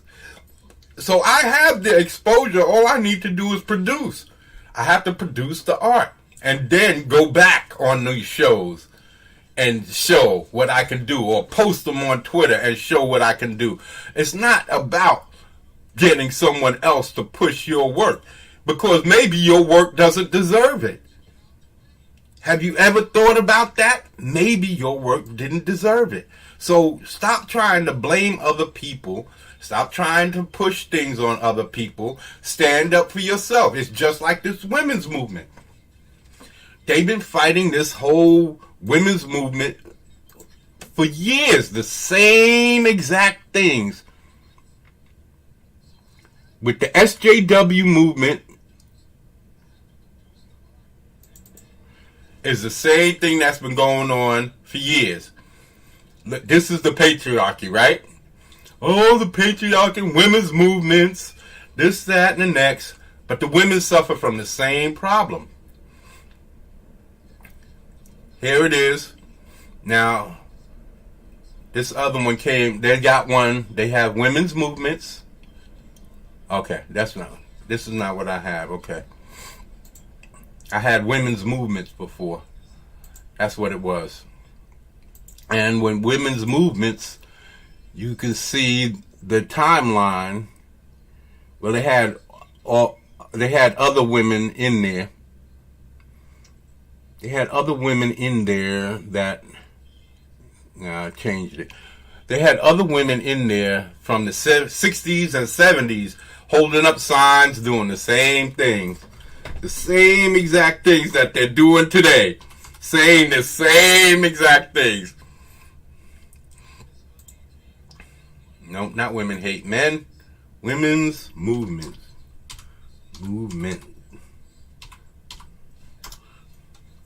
Here we go. Now you're going to see the very same things that you see in today. And this is from the 60s and 70s. Now why are they still fighting the same fight? Not because men have been holding them down. It's because they're not looking for equal rights. I'm sure there's a sign in here that I saw earlier that shows, and they're saying black trans women matter. Nobody said that they didn't. Nobody said that any of these people didn't matter. But they saying stop the hate. Where is the hate coming from? Where is this hate that they keep talking about? They keep saying that men have this systematic hate against women. I don't understand the hate part. If it's that men are saying things or doing things that they don't understand is hateful or downgrading towards women, then say that. It's not hate if we don't understand that it's causing harm. That's just something that we've been doing, and that's systematic. That's been in our culture for generations upon generations. And now you're saying that we hate you because of something that was bred in us, that our parents taught us and our parents' parents taught us. How is that hate? That's just misunderstanding. So you can't come at us as we hate you, that we hate you, we hate women, we hate. It's all about hate. And every time we say something, just because we don't like the way that you're handling it, and that's what it is. The way you handle things is all about, it's not about giving us equality. It's hand over your power. All men must abdicate their power. Any strong man is against woman. That's what they're saying. Any strong man is against women. There was a sign they had in here that said something about sluts being powerful. Something about slut power, or that's what I don't understand that. They talk about this was the whole thing back in the 1990s was men was cheaters and we were losers because of how we cheated on women, that we were dogs, this, that, and the next, right? But if we were dogs, how is becoming a dog yourself empowering women? Now, they say that we dogs and we sleep around and then pat each other on the back for it. But I thought that was the bad part of it, right? The fact that we slept around and then made out like it was a good thing. This is what they claim. I never did that. I never slept around and then made out like sleep around was a good thing. Mm-hmm. If you promiscuous, you promiscuous. It doesn't matter if you man or female. So to say after all of that time, men are dogs and men is this and men and that, and then they go that women sleeping around and being promiscuous is empowering. No, you're just a hoe. You're just a hoe. It doesn't change anything. If men were dogs when they were cheating and running around, sleeping around, then women are nothing but hoes and dogs too. It doesn't. You can't, just because you start sleeping around and call it empowerment. How is it empowering when you have to then go look at it? This is Gloria Steiner. This is Gloria Steiner from way back in the 60s or the 80s or whatever. They call it, it says here, copyright. But I remember her from the 60s and the 70s. She took back Wonder Woman, supposedly took Wonder Woman as a symbol of women, burning bras and all of that, and blaming men. Oh, men are the bras are the instrument of men subjugating women and all of this, restraining us. And then as soon as their breasts start sagging, and by the time the 80s and 90s come around, they're complaining that their breasts is saggy, and they needed these implants that probably a man created. And what happens? They get sick. They're getting sick because they're putting all the silicone in their chest because they didn't want to wear bras. Their breasts started sagging, and now they need implants in order to get back their youthful look, their perky breasts that they had when they was youthful. If you was wearing your bra, you might not have had to need these surgeries in the first place. But okay, you determine that these are instruments of man, and they're doing it today. The same thing. Oh, this is an instrument of man. Man is bad. Everything is about man not doing this. But as soon as you look at women and everything they're talking about, the strength of women today is based on how much how much of a man they can become. That's what you see in all of these videos and things like videos such as let me see here. I know this is very old. This is old news, and I'm I'm going back over the same issues that people have talked about for months now, but we're talking about weak people. And this guy represents weak people more than anybody I know. So all of these characters are weak, extremely weak, bony, skinny individuals. They don't depict strength in any way, shape, or form. And especially ones like this, the Children of the Atom, where they and Captain Marvel, who they show these extremely skinny, emaciated women, and not like just like and they're depicting them as the epitome of womanhood. But they have no breasts, no booties, no hips. They look more like men than women. And this is supposed to be the new direction. This is the strength of womanhood. That new video game that's come, The Last of Us 2. The transsexual woman is the epitome of womanhood. Terminator Dark Fate, this mannish, skinny, anorexic looking woman is the epitome of womanhood. No. If you ask me, the Terminator from Rise of Dawn, what is it?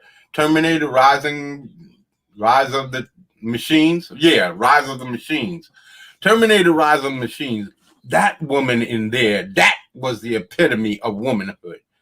She was bucket naked, walking down. I'm telling you, as a black man who was raised in the hood, if she came walking down my block, I would cross the street, and not to get closer to her, to get away from her, because she looked intimidating. She had that mean look in her face. She was bucket naked, walking through the street like she was gonna hurt people, and she did, just like the first Terminator. That's what you're supposed to have. Not we supposed to be putting movies and TVs and comic books are supposed to be showing the ideal, the icon, the iconoclast, the perfect. When even back in the day when movies and stuff first came out, like I said earlier in the stream, Sam Spade, he was the perfect detective. Dick Tracy, the perfect detective. These superheroes. Superman came out, the perfect superhero. Batman, the perfect superhero. These are not. They are the icon. They're the icons of perception. They're not trying to be the normal average individual. And now you have all these weak people crying, please, you have to represent us. Movies and TV and comic books was never meant to represent the public. It wasn't. It was meant to show the pinnacle of what man can be for the purpose of entertainment. That's what it's about. That's what it's about. And I don't understand people. I really don't understand how people think and they do things. What do you think, Ha?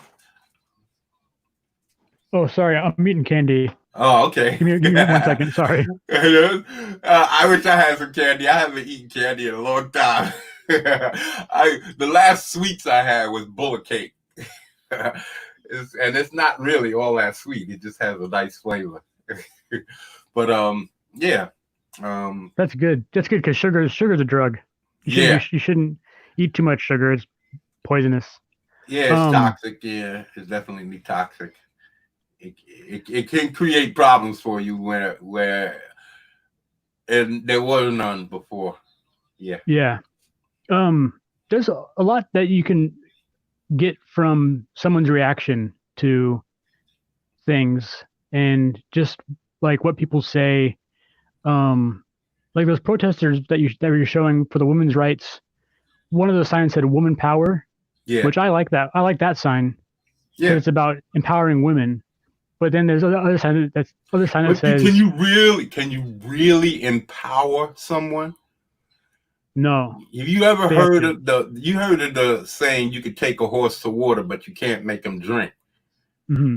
Well, if somebody is afraid, how can you empower them?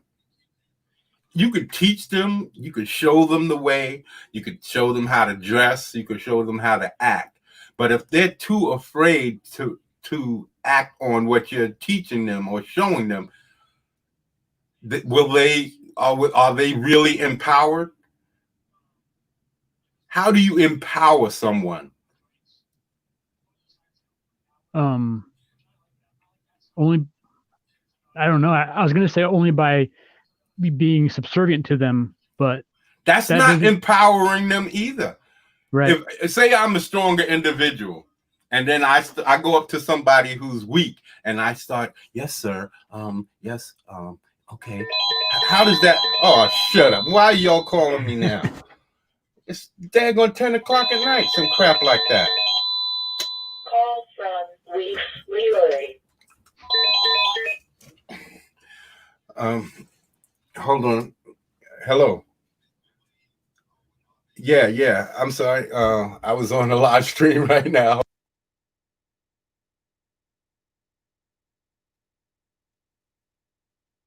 Oh, it's muted. I guess it's dead air, so I guess I should talk now. Join the Goddom. Become a part of Goddom Comics and Comicsgate. You can come here and create your own comics and have fun with us. I'm having a ball. The stuff that X is talking about with the power, and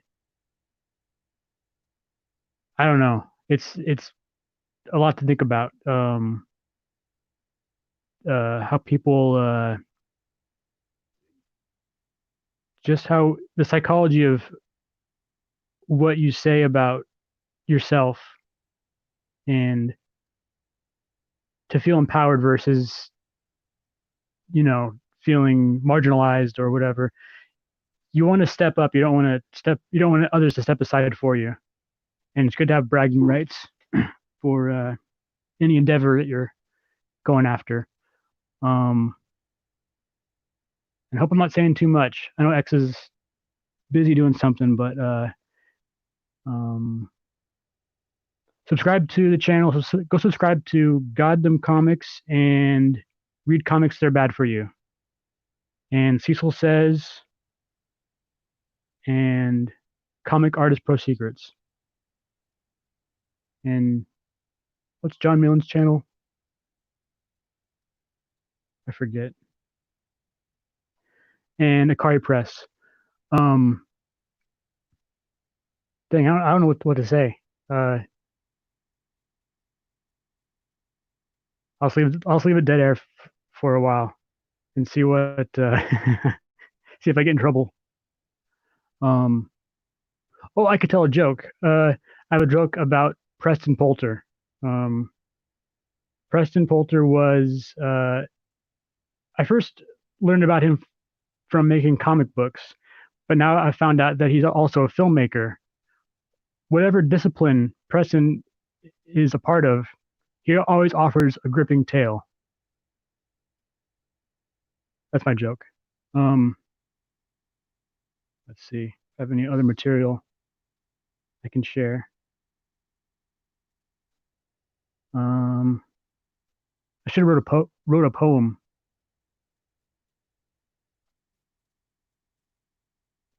Okay, that's all I've got. I'm gonna mute my microphone and eat some more candy.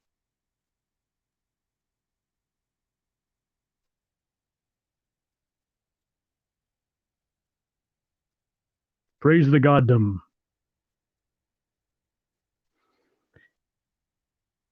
Man, I need to work on some impressions and some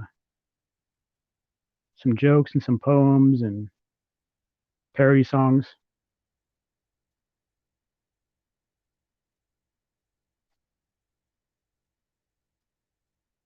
Let's see. So what's new in Comicsgate?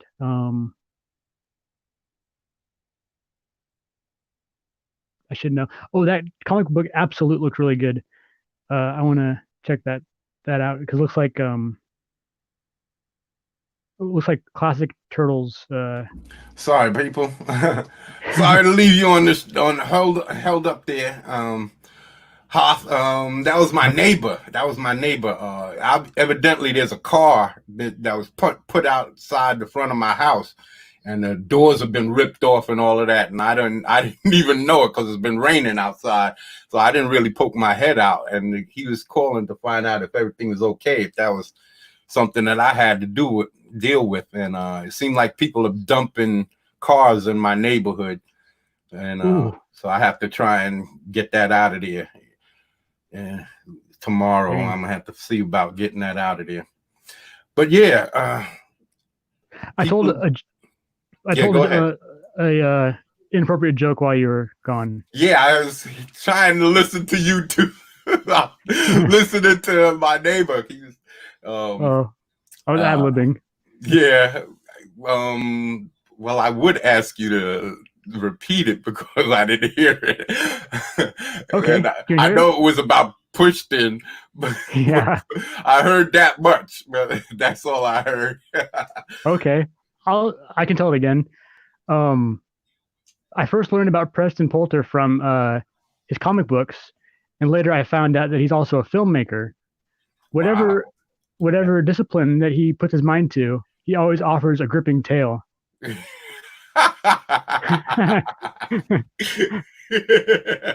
terrible. Somebody's been gripping his tail.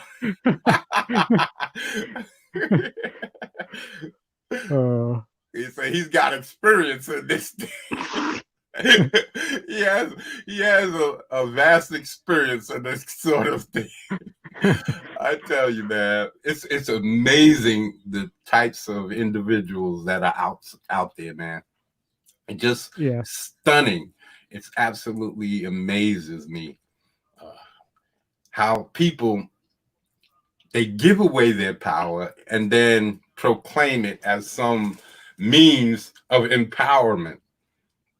How? I don't. Those are oxymorons. These are oxymorons. Okay, this is your thing. You like being subjugated. You like being the bottom. Hey, that's you. That's you.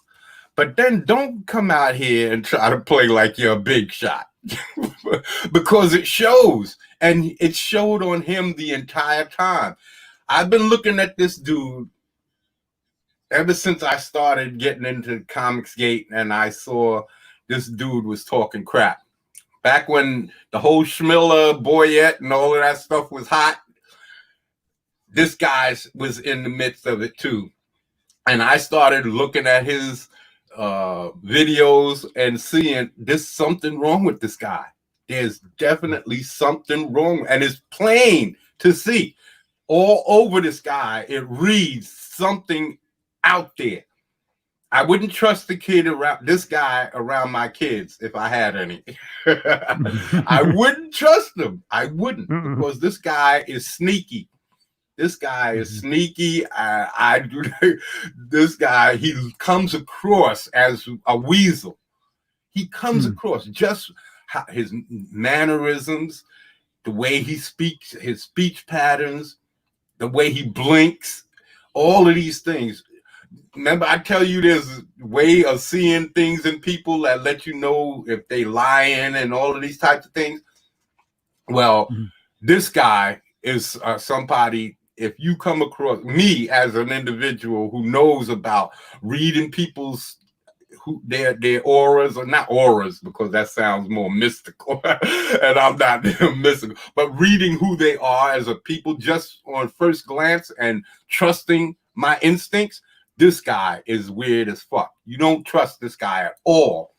This guy is not to be trusted. He comes off as somebody who will stab you in the back at the first chance. So no, I do not believe this guy is somebody who you can determine that would have your back and ride or die with you. No, this guy's a weasel. He's weak. And then seeing the videos, subjugating himself, letting himself get slammed. No. I've had women try that on me plenty of times. They always want to play with your butthole. Why?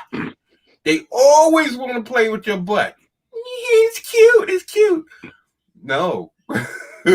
You are not putting anything inside me. Why? That's not how it works, baby girl. That's not, you're not turning me out. You're not putting me out on the stroll. You're not going to turn me out. And that's what these people do. Weak individuals like SJWs. Why do you think that they're trying to turn children out? Have them dressing, cross-dressing and all of that. If it's not because they can't get to you. They're fighting, they believe they're fighting a war. And they must win at all costs. That means if children are subjugated to the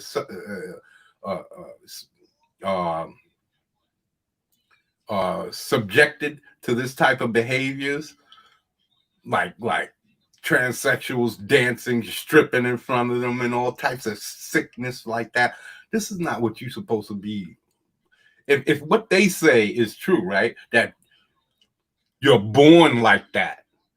That it's not some kind of subconscious or conscious decision you make as a child in your youthful years, like as an adolescent or an infant, like you come up, because that's your most formative years. Everybody knew that. At least when I was a kid, they knew that but between the ages of 1 and 2, those are the most I mean, between your birth and two, that's your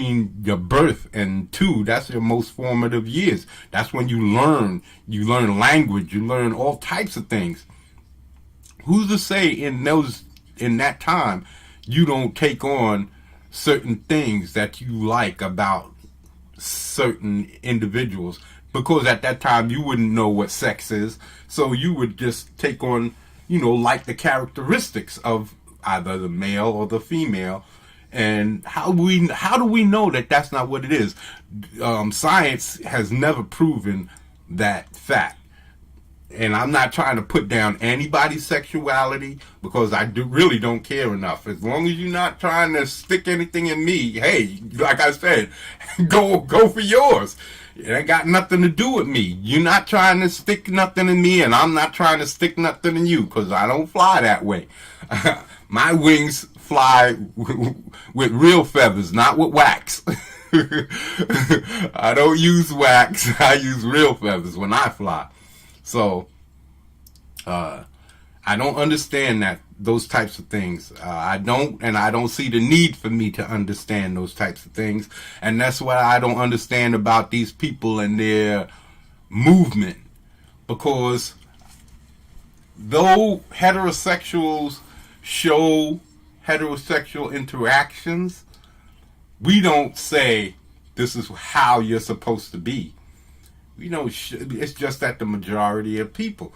So we're not forcing anything on any particular class. It's just what the majority of the people, what we experience and what we know.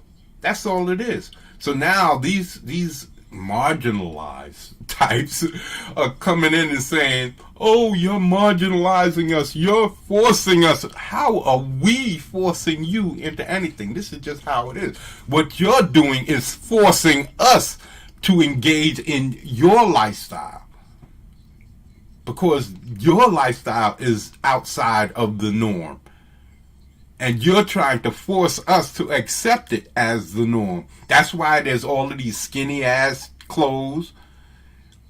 Because remember, hip hop stuff was all the 90s and the early 2000s. Now all of a sudden we went right from all of that baggy, really loose stuff to extremely tight fitting women's type clothes. It's gay gear to me. Because everything is about gay, trans, lesbians, all of that stuff. So if you have a culture that says, I'm not into all of that gay stuff, I'm wearing because that's where it came from. The baggy clothes came from prison gear. You don't want prisoners, other inmates looking at your ass, so you wore baggy clothes so that you wouldn't come across as showing off your goods, right? And now it's all about showing off everything you got. Who benefits from that besides gay people? If all men's asses are out there to be on display now, right? Who benefits? Women, yeah, women and gay people. And who is everybody fighting for now? Women and gay people. So you can say that this is the fashion of the era, this new era, women and gays. So for men to put on skinny jeans, and I'm talking about those really, really tight, that's women's wear. I don't care what you say. I saw this coming years ago when we started seeing hip hoppers wearing tight pants, and there was clothes called capri pants that women wore. And then I saw dudes wearing that. I said, I like hip hop and I like black culture, but I'm not going there with you, pal. I'm not going there with you. You could go down that road all you want, but I can see it. They was wearing women's hairstyle, women's clothing. And then there was a time when black men would say they would never hug dick to dick. That hugging, body to body, pelvis bumping. No, we always had one arm between each other. We grab you with one hand, pull you close, bump shoulders, give you a pat on the back, and that was it. But now everybody's dick to dick bumping. Next thing you know, they're gonna be walking up slobbing each other. What's up, baby? How you doing, man? Come on, man. I'm not with that crap. I'm never going there. But you look at what they doing today. All this hugging and kissing and all of this crap. Grown ass men hugging and kissing on each other. Why? What's the purpose of that? I don't agree with it. And that's because you're falling victim. They're falling victim to propaganda and so-called society. Society is based on brainwashing you. And that's what society is. It's brainwashing you to believe everybody believes one way. And if you are not with society, then you become an outlier. A marginalized person who can't get along in society. But no, you're just basically an individual. And there was a time when being an individual was the thing. You're supposed to be who you are. Be your best you. But now everything is, you have to follow what we put out and place for you. We have to follow this script and these guidelines. How is that strength?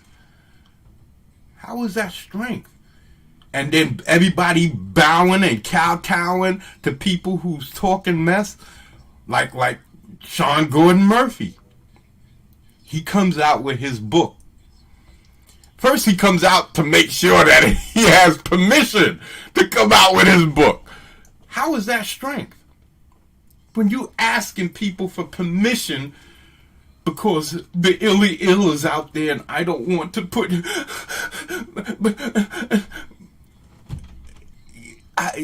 You see Ethan Van Sciver putting up numbers like during the illy ill. You see Raging Golden Eagle putting up numbers. You see Zach putting up numbers. You see all of these people putting up numbers. So, okay, they're putting it up and they're talking all of this mess.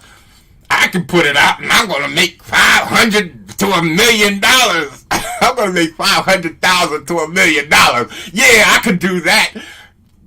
The dude's making money. He's doing good, but he ain't making no $500,000. He's not making no $500,000 because he's weak. He came off as weak right from out the gate. You come off as weak because you're crying and you're begging people instead of just saying, here, this is what I want to do. That's that. People don't, if you're strong, you don't ask for permission. There's another saying out there. It's better. What is it? How does it go? It's better to do and ask for permission. No, it's better to do and ask for forgiveness than to not do and ask for permission. Some crap like that.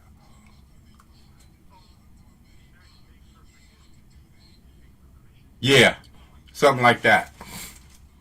And it is.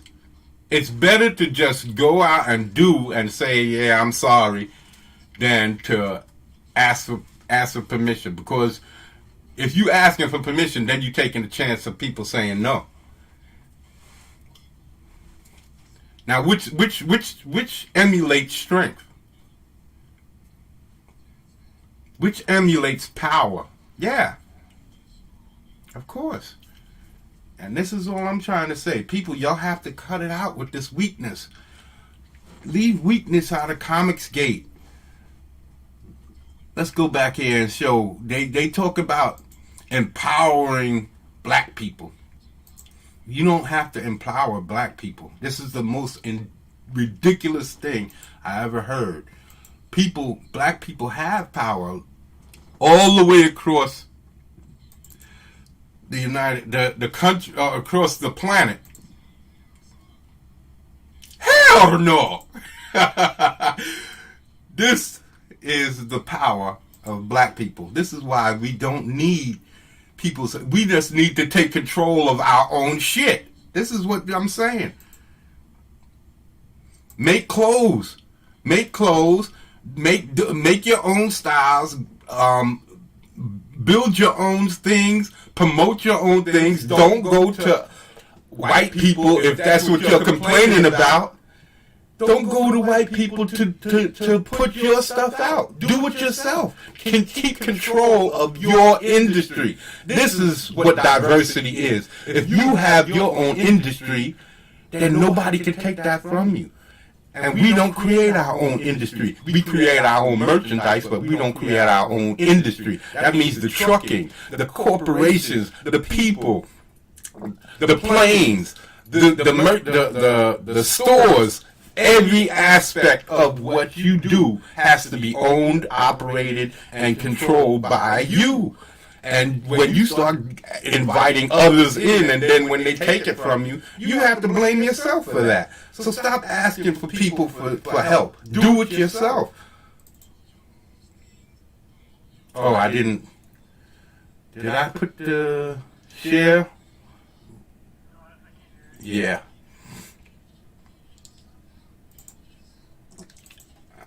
Now, I'm sure Japanese didn't know knew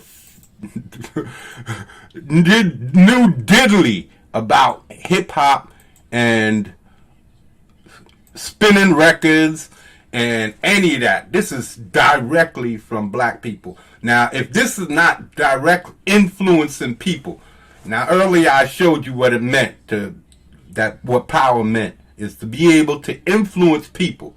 Now, this is influence.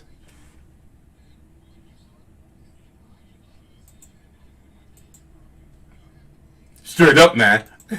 Straight up, man. This is a Japanese man. This is in the ghetto. How many black people do you hear talking like this? We don't try to talk like this.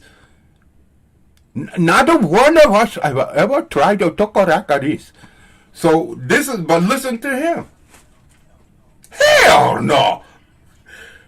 It's fakey, no?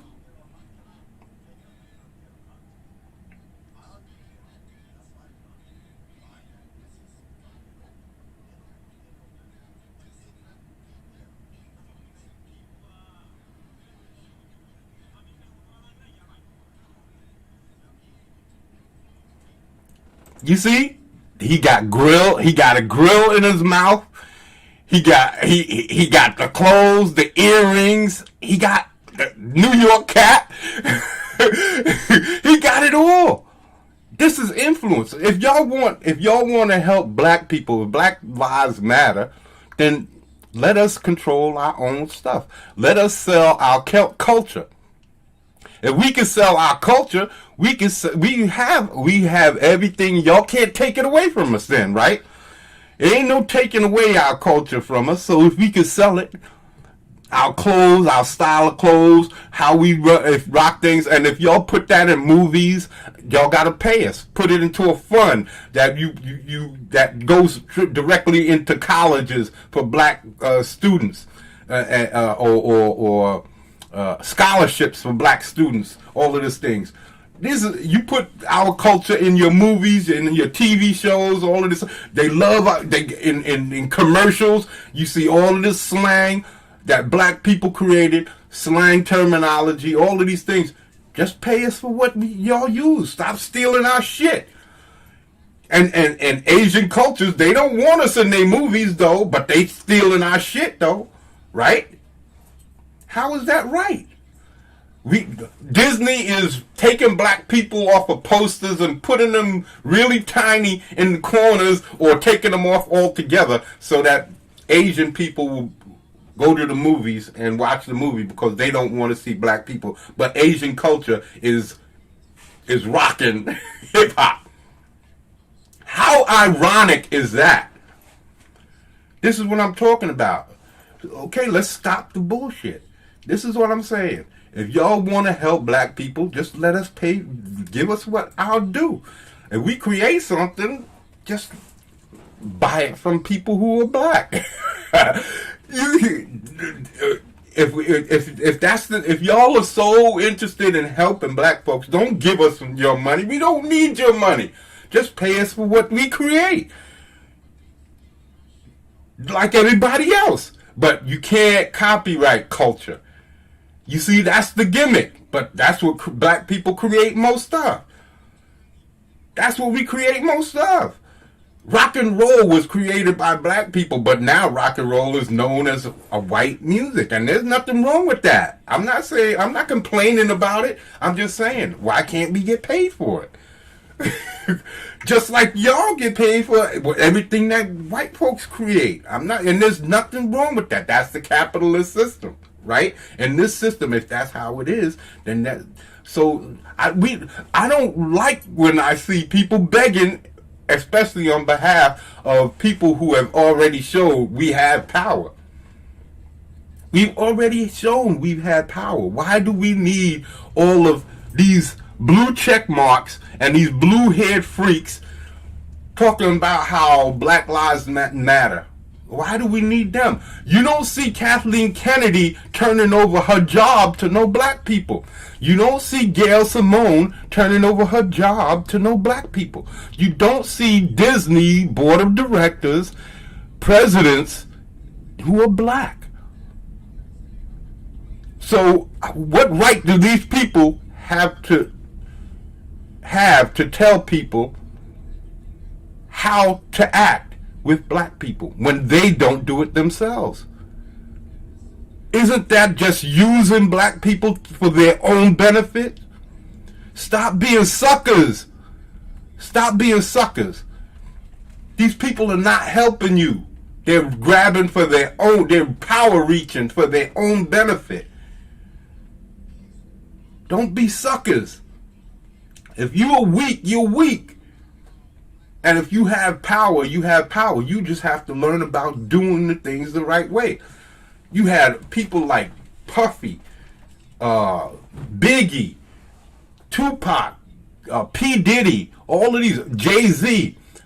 And look at Jay-Z now. But where are the properties that he created? How come Rockefeller isn't still blasting strong? Why? The Rockaware. Where's Rockaware? I haven't seen it. Why? Why is it gone? You see what I'm saying? We have our own power. We have our own power. But why? What happened to it? Where did it go? We don't need people the handouts. We have our own industry. We just have to cultivate it. We don't need people's handouts. We don't need anybody with no banners and all of this stuff talking about how we need to help minorities and marginal. No, these are people who don't have anything for themselves. So they're jumping on your bandwagon in order to gain power. They're trying to usurp your power because they don't have none of their own. And y'all are letting them. They're not being helpful to you. They're not. What benefits are you going to see after all of this rioting? What benefits are black people going to see after it? None. It's not going to change. Rioting never changed anything. You know what changes it? Money. When you are producing money in our own neighborhoods, take control of your own neighborhoods. Take control of the distribution centers for food and merchandise.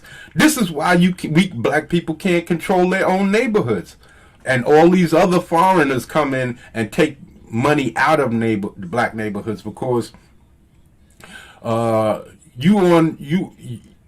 no black-owned stores hardly in black neighborhoods because the distribution, they can't sell goods at the same price as their competitors because most black folks. When I was about 20 years back, there was a grocery store owned by black people, and every other store around them was either Arab or Dominican. Back then it was more Dominican, and then it kind of switched over to the Arabs.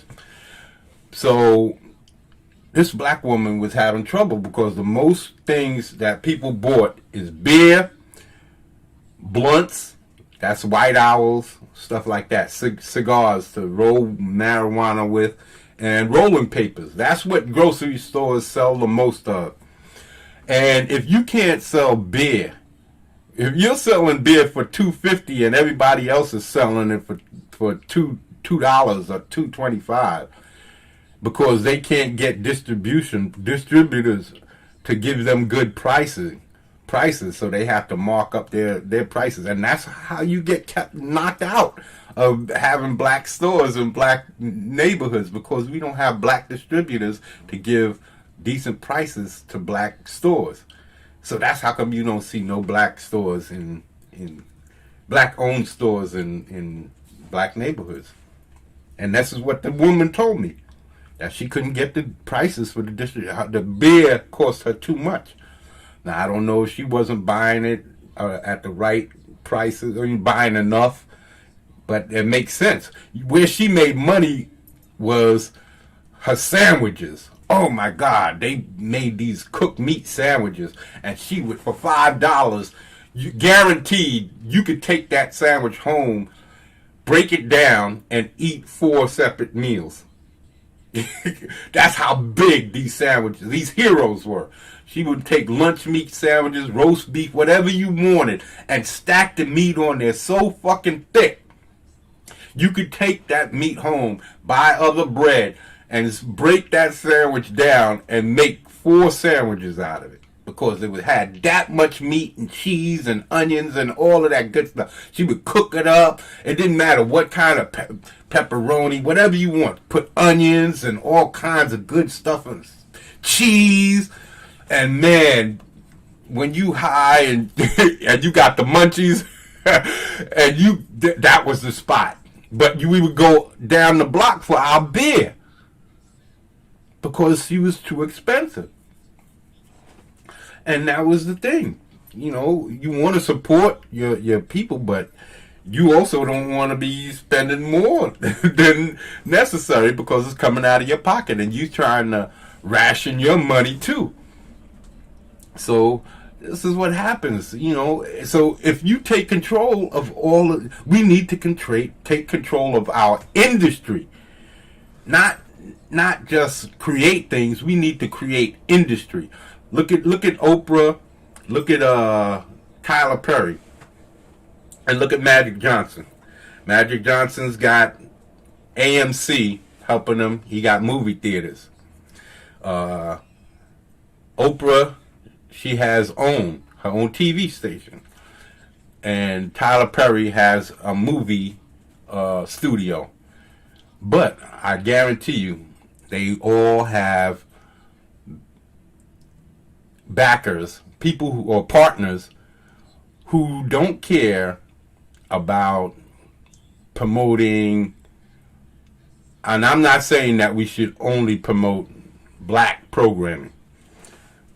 We shouldn't. We should have all kinds of programming. We want to bring everybody to your channels and into the movies. So we shouldn't just only create, but only has soap operas and talk shows. I haven't seen Magic Johnson promoting too many black movies in his theaters, and I'm not saying he should have black exclusive movies in his theaters. If he has multiple screens, he should have at least one dedicated to black movies. But again, if you got a lot of partners who are not necessarily of your persuasion, you might not be able to necessarily have that happen, because they're not going to be interested in that, and I can understand that. And this is where we are losing our power. How can you, even though for Magic Johnson it might be a good deal for him personally, but for all of us together, how do you, if Tyler Perry has a studio but he's not making any black movies, he's not making any black military movies, he's not making any black westerns, any black fantasy movies, any black sci-fi movies, any black superhero movies. If that, then what's it? We have plenty of white studios making these movies, so why not? I'm not saying not to make any white movies. That's not what I'm saying. You're a studio, so everybody should be able to get in there. But you should also have people working with. Remember, there was all of these Shaft. Matter of fact, Shaft was such a big franchise back in the days, in the 70s. They came out with 3 movies: Shaft, Shaft's Big School, and Shaft in Africa. No black movies had franchise like that back in the day. No black movies had 3 movies that I can think of, that I remember, that came up as a franchise. Had 3 movies. Shaft was major. So there's nobody making movies like that anymore. The Shaft that they make now is, but they're not really trying to put out quality stuff. It's all right, but they're not trying to put out quality stuff that brings people in. If you put out quality work that brings people in, people are going to come to see it no matter what. Just like they came to hip hop. Just like they came into hip hop. If it's quality, it eventually will catch on. So that's all you have to do. Put out the quality work. And I'm not trying to say be bigoted, because there's no need for all of that. There's a time where this is a time where everybody can get down on something and be a part of. And if you have multiple studios out there that's doing mainstream movies, and now you have, speaking of mainstream, I created 3 characters based on EVS. Mainstream, he says mainstream comics books all the time. Mean Streak, he said at one point, people say I have a mean streak. So that's 2 characters. And a third one he said last night on the Jack Show. He was talking about Narwhal dating this older 60-year-old woman, and he looked it up, and he said it's called gerontophilia. So now I created a dude called Ivor or Ever Garant. Ivor Garant. His name is Ivor Garant. A play on Ever. He's like forever old. So, and his abilities has something to do with that. But his name is Ivor Garant, and Garant means old. It's part of the gerontophilia thing. So GE is like Geritol, GERONT, gerontophilia. So I have 3 characters that I'm going to be drawing tomorrow morning, just before story time. Story time is going to be on Goddamn Comics tomorrow, people. So I'm going to create it right after I get off the stream in about 20 minutes. Yeah. So what was I saying? I got sidetracked trying to plug my characters that I just created. EVS, thanks for the inspiration to create those 3 characters, but it's something that I just do. When I hear a word that's interesting, I have to write it down and look it up. So, thanks to you.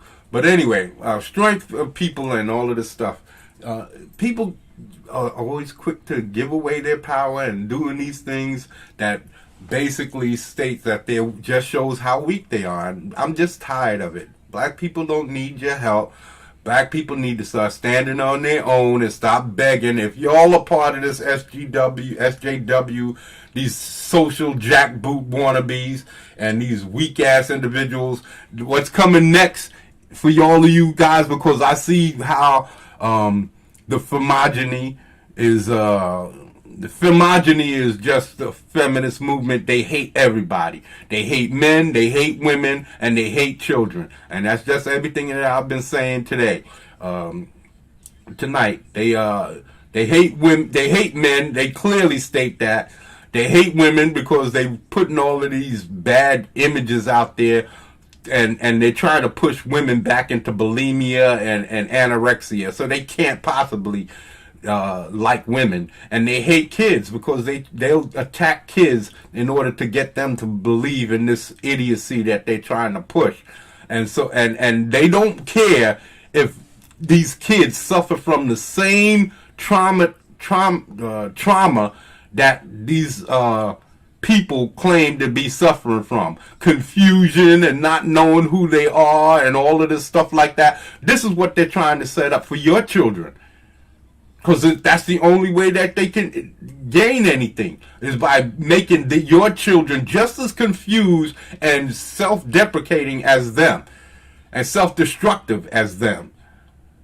Because that's what they do. If they force your children to believe that being all of these transsexuals and gay and all is the way to be, then they're asking your children to be just as confused as they are, just as confused and self-harming and self-loathing as they are.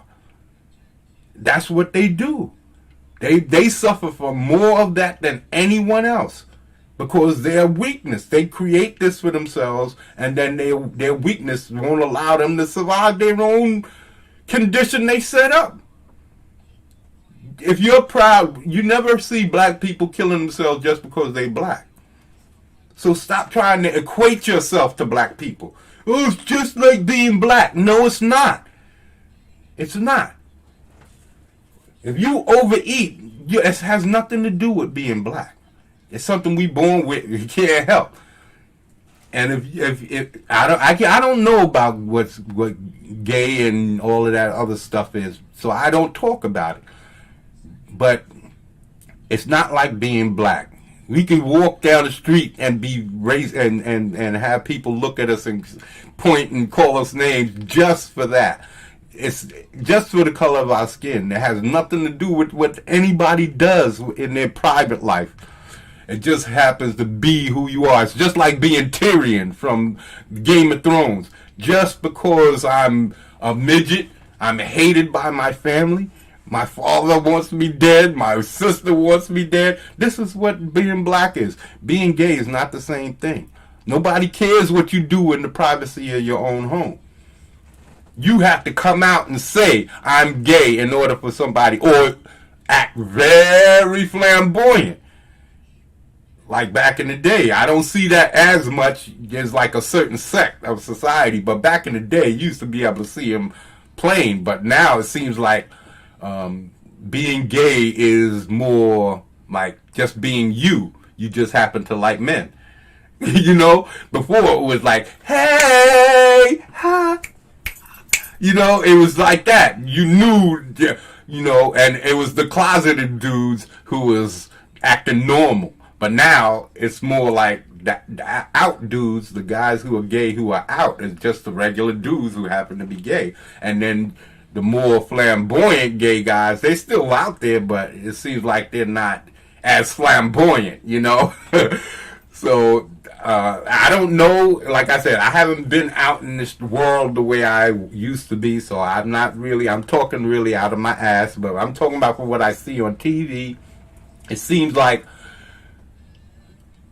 it's more accepted, so they're calmed down with the trying to show how gay they can be. That's what it seems to me. I don't know. Like I said, I'm just talking out my ass because I don't know. I don't really like talking about things I don't know about, but I'm trying to make a point. So I don't care about you being gay. I don't care about your sex life, but stop trying to equate yourself to being black, because it's not the same. It isn't. And I'm tired of people trying to jump in and always using black people as a representation for their struggles, because it's not the same. Black people don't worry about what they're taking in their backside. You know what I'm saying? So stop trying to equate yourself. It's not the same. So, and that's all. And if black people out there rioting, cut it out, please. This is not helping. You're just being used by people who are trying to gain power for themselves. You have your own power. Use it. You have your people want stuff from you. If people, this is your power. Consumer, being a consumer and grabbing the minds of the consumer. This is where your power lies. And if you're not going to take control of all of your industry, have the trucks that deliver your stuff. When you go to Chinese food places, have you ever been in a Chinese food place and see the delivery trucks that show up to their stores? They're usually driven by a Chinese person. The trucks usually look like the trucks that are driven in China, and all of the packaging that's delivered has Chinese writing on it. So is that being imported from China? Are they making it here in Chinese factories in the United States and dispersing it to their Chinese stores? But it seems like to me they own the buildings that these Chinese food stores exist in, and all of the products come from China that they use. The rice, even the chicken and the meat seems like it comes from China. So this is what I'm saying. If Chinese people in the United States have that type of industry to where they own the trucks, they own the deliveries, they own the food that they're delivering to their stores, and this is what you have to do. The industry, all of it from top to bottom, and then they can't deny you because there's no way to take it from you. But if you keep depending on somebody else to supply you with things, they can price you out so that you can't compete.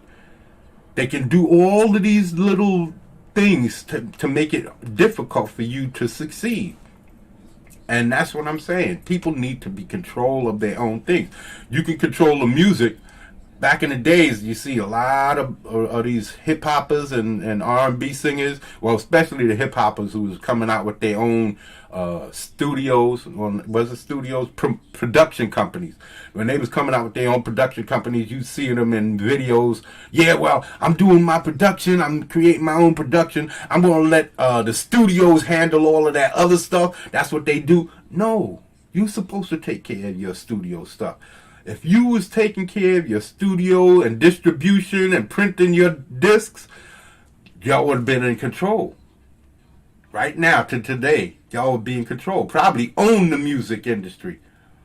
But no, they left it all in the hands of the white man. This is what they say. Oh, the white man, the white man, the white man. But then you go to the white man, you put all of it in the white man's hands, and then expect him to give you what he's not going to treat you like you're just a money-making machine. You expect him to treat you some way different. Like he's not going to try and take from you and give you as little as possible and keep control of what you're giving them, because that's basically what you do. You give them everything, unless you sign contracts and all of this stuff that says you keep control of your original masters and all of these things. You can lose that. That's what a lot of black singers back in the day. Ray Charles was the first one who gained control of his masters so that he can get all of his royalties. And that's what a lot of the guys today, they reap those benefits because of what Ray Charles did. So instead of learning from what Ray Charles did and start printing your own stuff and take control of everything, because hip hop got big out of selling out of people's trunks of their car. They would sell hip hop records and mixtapes and all of that from out of the trunk of their car. But that's distribution. If you had kept that up, we would have our own industry.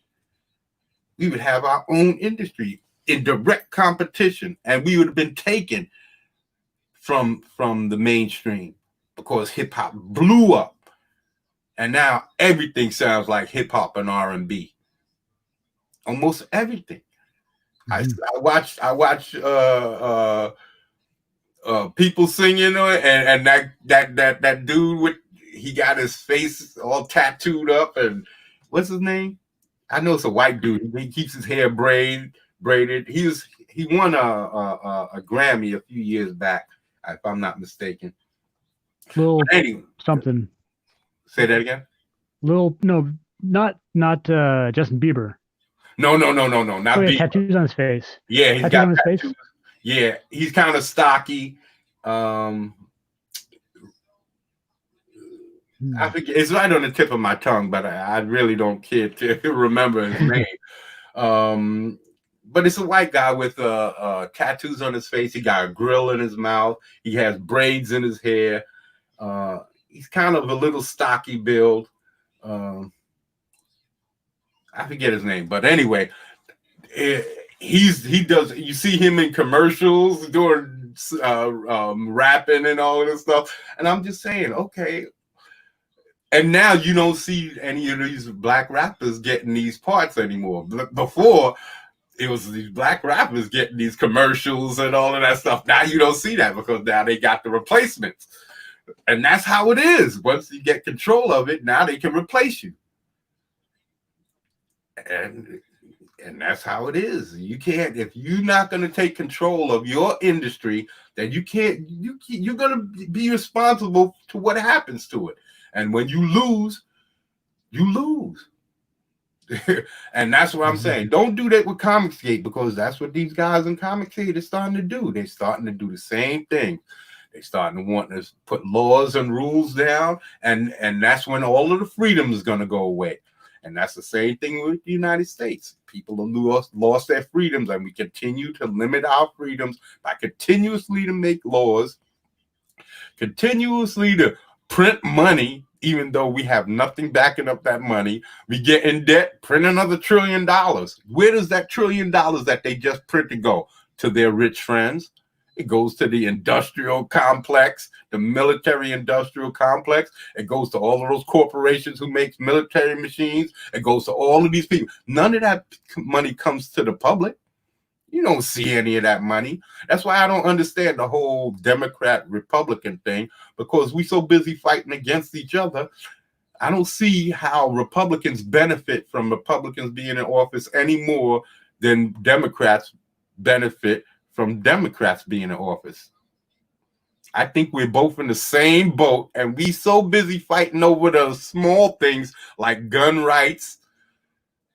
Even though I'm supposed to be a Democrat, I want gun rights too. I don't believe in limiting people's gun rights. I don't believe in that. That's stupid. I believe in the Wild Wild West. I don't think you should have to you should be able to buy a gun and not even have to register it. Why should you have to register a gun? I don't believe in it. I don't agree. It's like registering a dog. It doesn't make sense to me.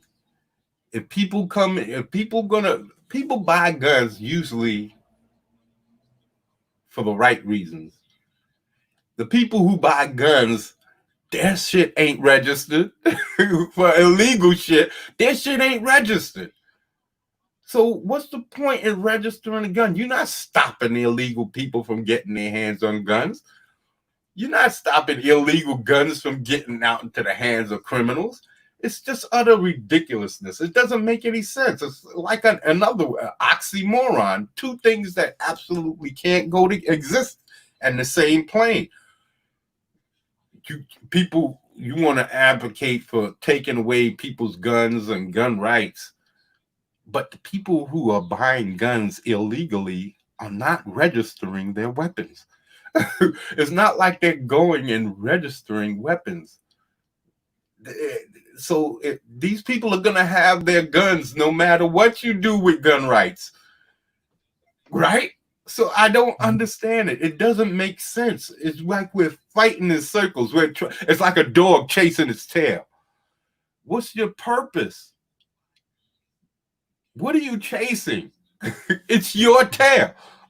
I don't understand what you're chasing. I don't understand what we're trying to achieve in a lot of these things. I don't understand if a kid gets his hands on a weapon and shoots up a school, what does that have to do with gun rights? It has to do with that child who is taught how to be weak, who was subjugated probably by everybody in his class, teased and bullied by everybody, including other nerds. Because Any kid that's to that point, I don't believe he was mentally broken. I believe that they're teased and bothered and became placed in a situation where he watches heroes. You watch heroes talk about fighting and standing up for themselves. You watch all of these action movies and all of these championing of the big strong individual jumping out, beating the bad guy's ass for doing this, doing that, and the next. And then you tell this kid, no, when he gets bullied, that's wrong. You don't fight back. You tell a teacher, you dime, you rat on the bully instead of just popping him in the mouth. Even if you take that loss, that bully's not most likely not going to bother you again, because that's not what a bully wants. An individual who picks on somebody, he's looking for the easy entertainment. This is self-gratification, and he's trying to gain it off of somebody he deems as weak. So he targets the weak. And you sitting there and taking it is not helping your situation. You're just staying this victim. You're remaining this victim. And if you don't want to remain a victim, please like this video. Please like and subscribe to this channel. Yes, please don't remain a victims. Don't remain a victim. Don't teach your children how to be victims. Teach them to stand up for themselves. Teach them to become the bully of the bullies, because that's the only way the bullies are going to leave them alone. I don't believe that I was ever bullied. I was picked on, though. I was never bullied, because to me, bully insinuates that I let it happen. Insinuates to me that I let it happen, that I sat there and just did nothing. No, I was picked on before, yeah, but I fought back every time. And those people every time left me alone. Every time. Thanks to my father. A little man, 5 feet, 5'1" at best, with a severe limp, took me out and told me, you gonna kick that boy's butt or I'm gonna kick your butt. And that was enough to chase me out of my fear. To chase me out of my fear of fighting. And that's what it is. People are afraid. People are afraid. Again, power is about 4 things. We already seen knowledge. We already seen strength. Now, let's take a look at your will. Yeah, that's not it. That's not it. That's not it. Let's take a look at your will. Because will is all about, I did it again. No more double clicking. Taking shortcuts. Taking shortcuts is what causes the problem. Bang, bang. Will. Expressing the future tense. No. Expressing inevitable events. No. That's not what will is. I'm talking about your will, personal will, drive. How come this doesn't have the noun? I don't understand that. How come this doesn't have the noun? Google's illiterate. Yeah, kind of ignorant crap is this? I thought Google was supposed to be smart. Oh, here we go. As a noun. Here we go. Okay, definition of will. A legal declaration. What? A legal declaration? Really? I didn't know it was a legal declaration. Oh, this is probably somebody's property. This is not what I'm talking about. Maybe it's an adjective or an adverb. You see how grammar fucks people up? Oh, yeah, singular person, first person will. person will, second person will, third person will, plural will, singular will. Doesn't say what will means. Plural will, present tense, past and are lacking. No, see, I'm talking about the will, your drive, your fortitude to do something, your strength, your determination, your will. This is what I'm talking about. But they're not trying to let me see that. /D. Yeah, let me see what the term. I have to go to Webster's. Isn't this something? Because Google are idiots. Google is a group of idiots that don't know diddly. Come on, man. Yeah, that was not Webster.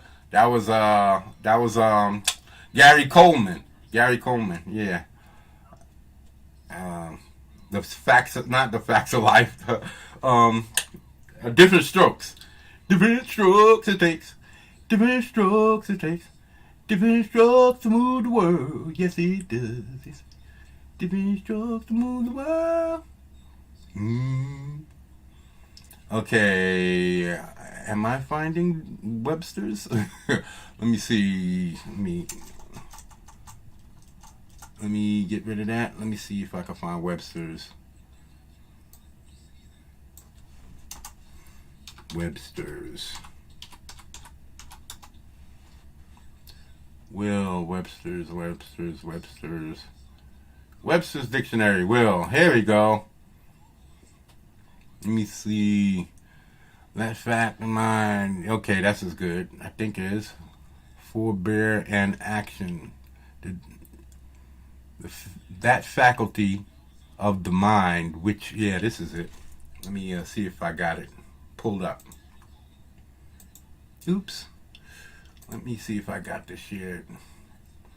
Can you see what I'm seeing? The American Dictionary of the English Language. Oh, okay, so I don't have to go back. All right. I thought I had to reshare. So let me pull this up again so that I can see it up close. Let me zoom in.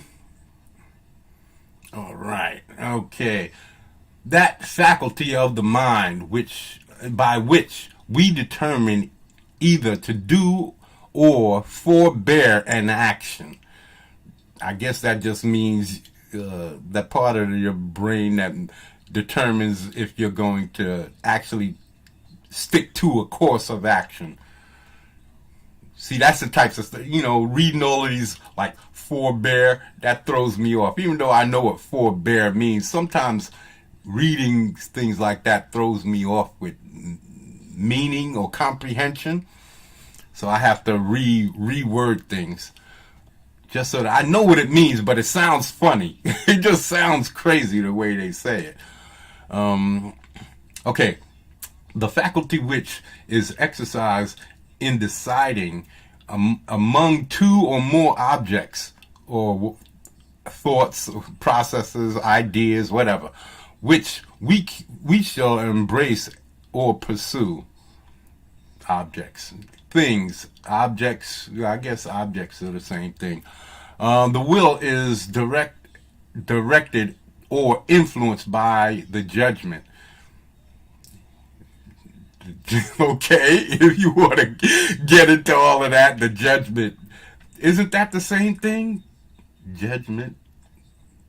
Nah, I guess wisdom. That's my wisdom part of it. Wisdom and judgment. Yeah, wisdom and judgment. I guess that judgment would be my wisdom. So I'm going to, after will, I'm going to go to wisdom, because wisdom is what you need to wield your power. Judgment helps you to use your power wisely to gain the most advantageous outcome. That's what wisdom is supposed to be used for. Wisdom and judgment is supposed to be used for strategically using your power in order to gain the maximum outcome to benefit you or whatever purpose that you're trying to accomplish. So that's what judgment determines. Understanding or reason compares different objects which operates as motives. The judgment determines which is preferable. This is will. He's talking about wisdom. I'm talking about will. And will is just your drive, your intent, the intentions. If your intent is to accomplish something, then your intent is to be to achieve that accomplishment and to drive forward. So your drive, your intent to do something is your will. And if your intent can be hindered by fear or doubt, or by listening to other people who have fear and doubt. So if you let other people influence you, you let them infect your will to do things. And that's what happened to Sean Gordon Murphy. His will was affected because he had to beg for acceptance in order to just get things started. He had to come and ask for permission. His will was weak. Your will is weak. Your will needs to be strong. Everything has to be according to you, man. How you see things. You have to come up with your own standards of life, your own standards of living, and stick to them. Your will has to be strong. And you can't, everybody has fear, but it's how you deal with fear that gives you courage, that makes you courageous. Everybody experiences fear. It's just that people who are used to dealing with fear show less of it. But it doesn't mean that they don't experience fear. It's that they've seen that fear before and they know how to deal with it. But you see people who talk about, I have anxieties and I have this and all of that. No, come on. Your will is going to be immensely affected. If you have anxieties, that means you have anxieties. That means you haven't even gotten into the position of a situation occurring and you're already stressing yourself out. You don't even know what's going to occur and you already got yourself stressed out. That's what anxieties are. You're not within a situation. You're only thinking of a situation and you're already stressed out to where it's impairing your ability to function.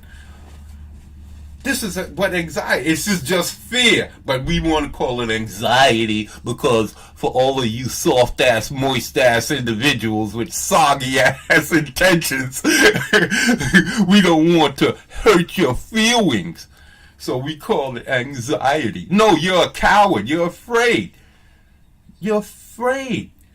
You was raised with this fear. No one ever taught you how to step over this fear and keep it in your back pocket, because it's going to be there. It's always going to be in your wallet. It's always going to be like an American Express card. You're always going to be experiencing fear. But when you're used to it and you say later for fear, then all of a sudden you can function. And you can pull it out when it's necessary. You can use it when you need. It's like an old credit card. It'll be sitting. You can't really use it, but you could jimmy a lock or something with it. You know what I'm saying? It's fear is not good for anything. It's good to help you avoid danger. That's the purpose of fear. It's not meant for you to avoid life. So, will is the next step. And then, like I said before, you need to have the wisdom. The wisdom is everything that helps you with your strategy, your judgment. Learning to, like when I took that L, I took that ass whooping. But that's because I had saw something this guy had done a month before. came into the home. I didn't do anything to this guy, and he had an attitude with me. I said, "What's up with him?" I had said, "What's up" to him, and he kind of right then and there. Oh, I knew what was happening. My brother's telling him things, and he's coming. And this dude is my brother's champion.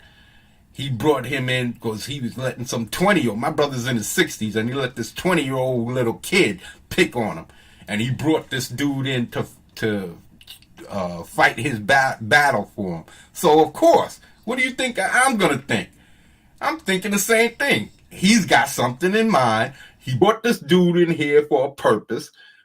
So, the worst thing that you could do in a situation is do what somebody else wants you to do. If they're trying to place you in a box, if you get into the box for them, you're making their job easier. So I insisted that I wasn't going to do anything that I could even interpret to be something beneficial for these two fuckheads. Mm-hmm. So what I did, I knew that my brother had called the cops on me because the light switch in his room went out because he got a chest freezer in his room. He got a refrigerator in his room. He's got computers in his room. He's got TV stuff. And my mother didn't have any of that stuff in the room. So when the breaker, switches off, that's what happens. That's not my fault. But he's saying it's me. The very first time it happened, he called the cops on me. He called the cops on me. So the cops, I said he come out there looking like a bag man, blaming me. The cops wanted to attack me right out the gate. As soon as I came out the door, I looked out and I looked at him, and the cop said, "Yeah, you know what you did." What? I looked at my brother. Don't look at him. Don't try to intimidate him because he's out there talking about, I'm a cripple and he's taking advantage of me. I got the same thing you got. The only difference is that I didn't lay around on my ass for 30 years and make myself into a cripple. That's the only thing. So now you trying to get me in a black man's reality. Now you trying to get me shot by this cop because the dude was coming at me. Oh, your house ain't shit. This is a good neighborhood. You don't deserve a house like this. This is what this cop is telling me, trying to get me all aggravated and outside myself so that he can hem me up. Because if I start going, oh, fuck you, kiss my ass, then he's got a right to slap me in some cuffs. And who knows what else? I maybe have a knee on my neck. So yeah, I keep my calm and I say to him, listen, you ain't got no right to come here telling me about my house. You here to ask, to inquire about what this person talked to you about. That's not your job to talk about what my house is and whether I deserve it because you grew up in some slum or whatever. That's not my problem. If that's you're going to come here, if you're going to shoot me. But I'm not going to sit here and kowtow and kiss ass for nobody. And then his partner finally had to tell him to go sit in the car because he still saw what was happening. I wasn't backing down, but I wasn't giving him no ammunition to try and hit me with anything. I wasn't cursing and swearing at him. I kept my voice at a low tone. But I was saying everything that I had the right to say. Mind your business. Do your job. Don't come here trying to tell me about I don't deserve my home and all of this crap because you jealous. You're a jealous cop. What you going to do? Shoot me now?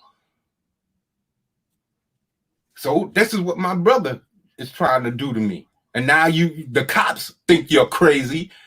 He falls down in his room, calls an ambulance, and then calls the cops. Gets the ambulance to call the cops on me. And they look at him like because they already got it. Because that day, the first time he called the cops, he called them twice. Because I didn't go downstairs right away to flip the switch on. Because he can't go down there. Because the lights, because my mother's stuff is down there. And he can't step over this stuff because he's too big of a cripple now. That he did to himself. He's been on Social Security for years. All he has to do is walk up and down the stairs for exercise, and he won't do it. all he does is lay in his room and become a cripple and expect other people to take up his bullshit for him. So, okay. Now he calls the cops on me twice. And that day, the cops come back, and I said, I go back out. He comes back down the stairs. I go outside and tell the cops that, yo, man, I think there's something wrong with him. Tell you the truth. Like I said, he looked like a bag man. I think there's something mentally wrong with him. And they said, yeah, that's what I heard. And they left without talking to him the second time. So from that point forward, they think he's crazy.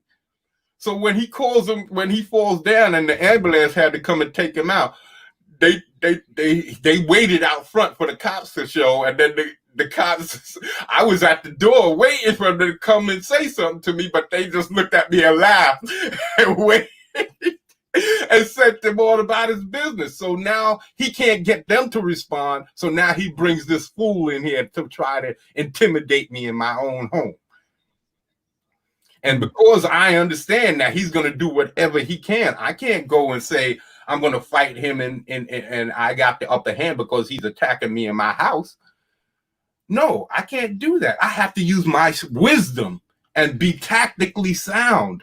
I saw what this dude had an attitude. I know that my brother brings this dude in to try and use him as his personal bodyguard.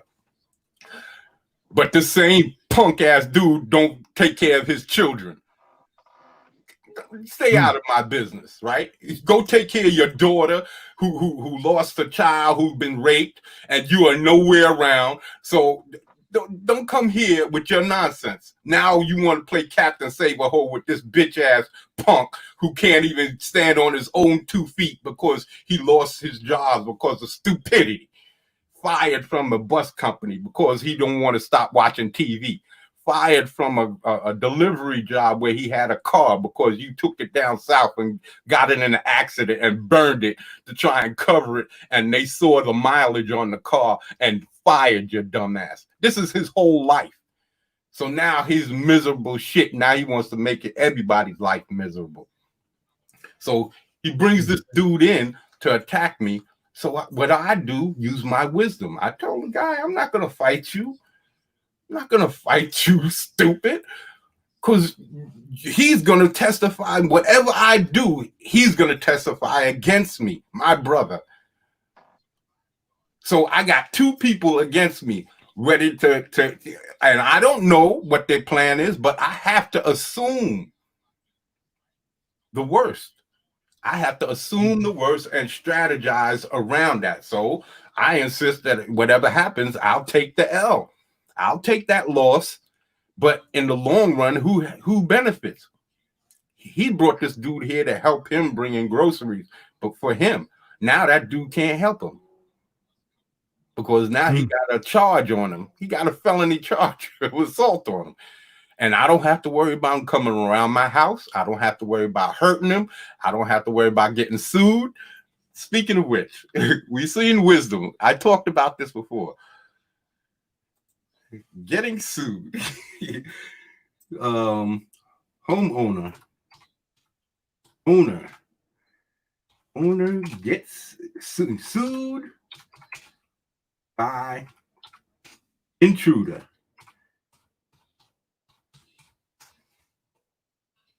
Okay, let me see if I can pull this up. All right. So that we all know that this happens. This is what we all know, that this happens. So now if I would have took this, if I'd have took something out, because I got stuff stashed all around my house. It's a big house and people break in around here. So I got things stashed around my house. If I wanted to harm this kid after he hit me in my own living room, I could have easily bodied this fool. They would have took him out of there in a body bag. But if that didn't happen, he was left alive, burglar sues homeowner who shot him. A burglar who broke into a man's garage has filed a lawsuit against the homeowner for shooting him.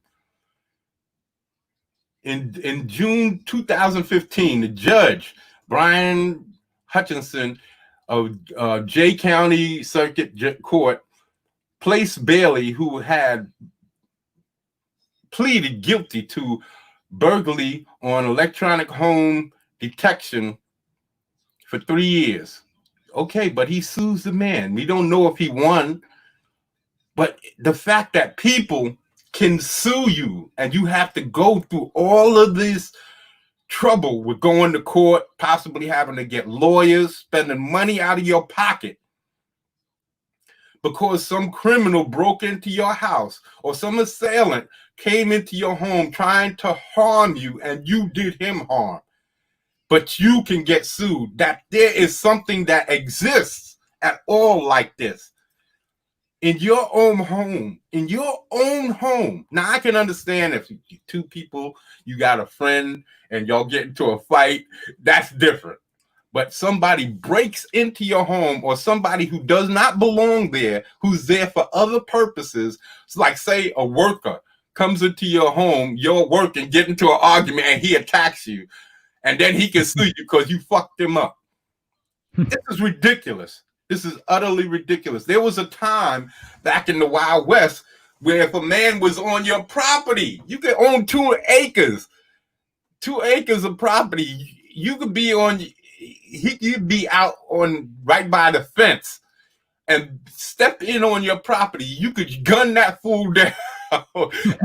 and the sheriff will be just like, hey, well, he was on your property. Body that shovel. That's right. Put him in a pine box and on Boot Hill. Put him on Boot Hill. That'd be the end of that ass. Why do we need all of these laws and stipulations, especially for criminals? This is what I'm saying. When a criminal can do, criminals are going to still be able to do criminal shit. If no matter what, no matter how perfect your society, people are still gonna, there's still gonna be asshole people out there who are gonna try to take shit or cause trouble. That's no matter what. So if you want to do something, if you want to change the world, get rid of money. That's the root of all evil. It doesn't exist. It's fake.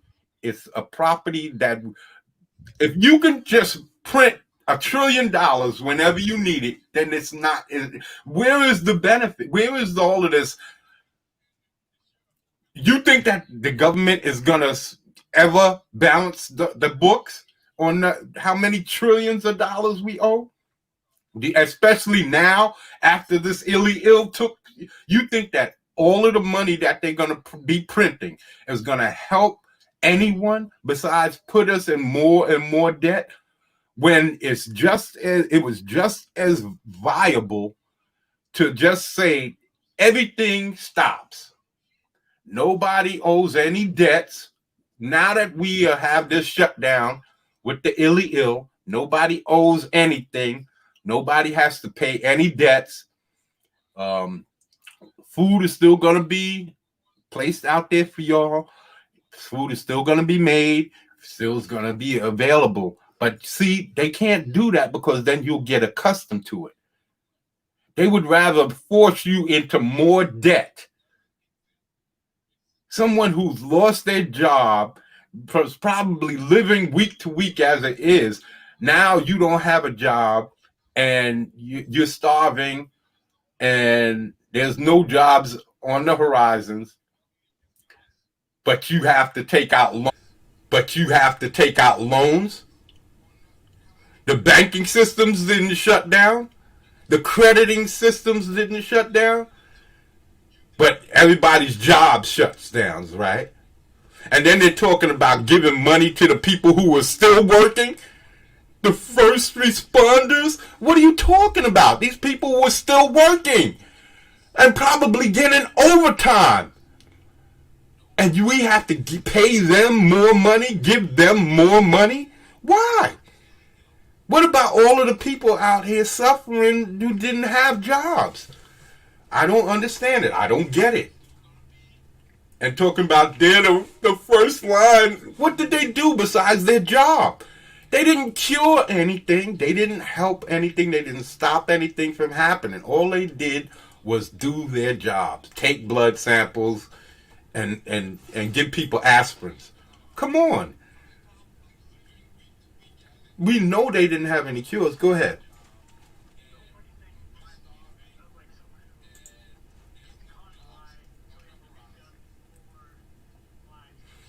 That's right.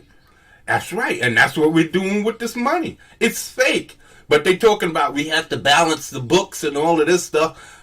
So if you could print another $1 trillion and just put the country into debt, more debt when you need more money, then that means money is really nothing. It doesn't mean shit. Because if you just put people into debt, then why not just do that now?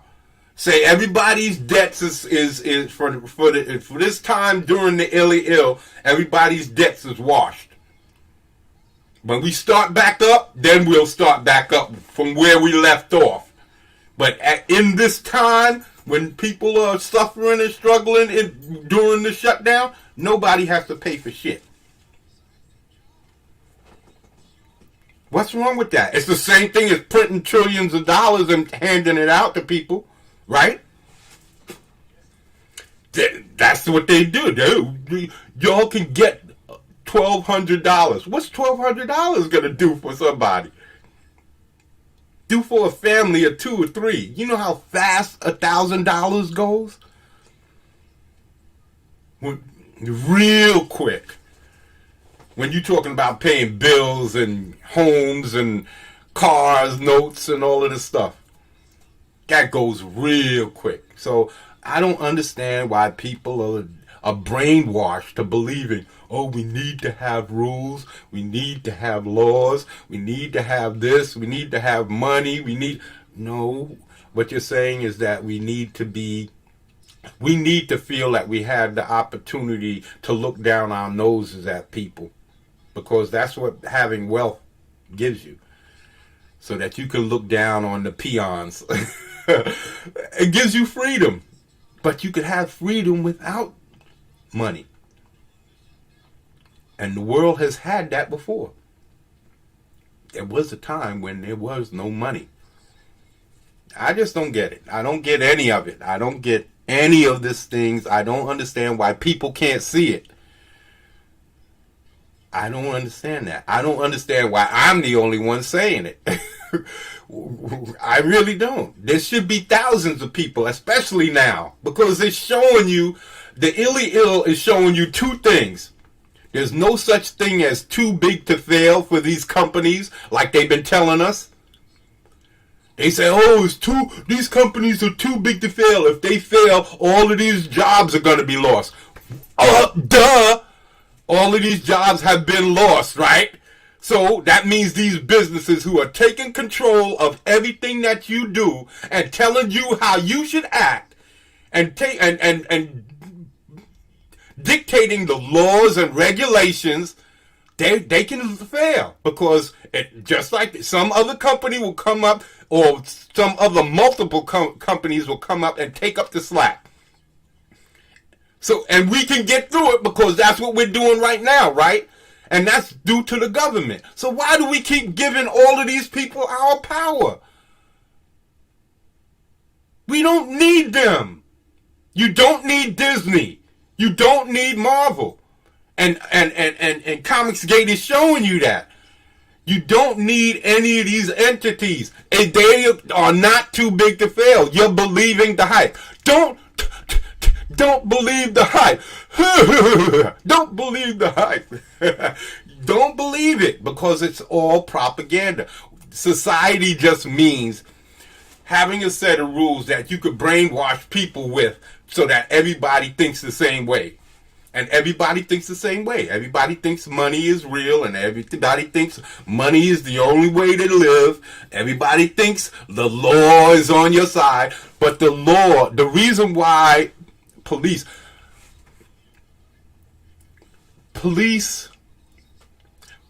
those cops that killed that man, right? All 4 of them are guilty. If you was in if you was in the midst of a bank robbery, if you was outside watching and they knew you was just outside watching, they would get you on complicity.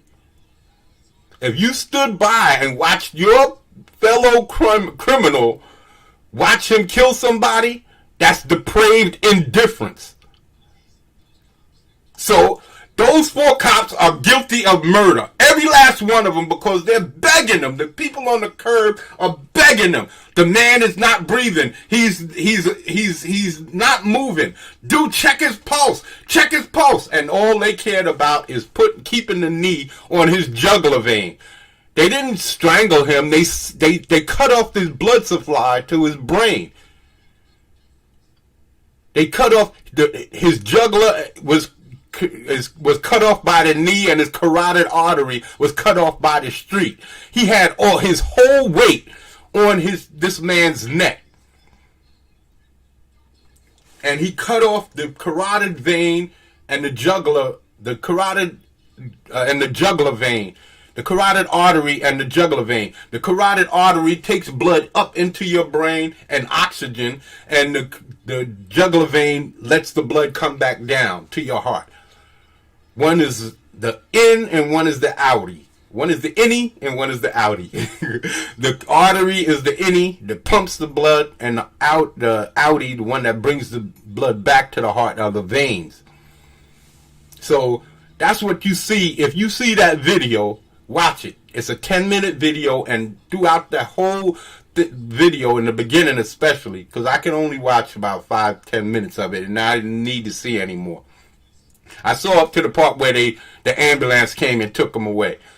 But even then, he wouldn't take his knee off the man's neck.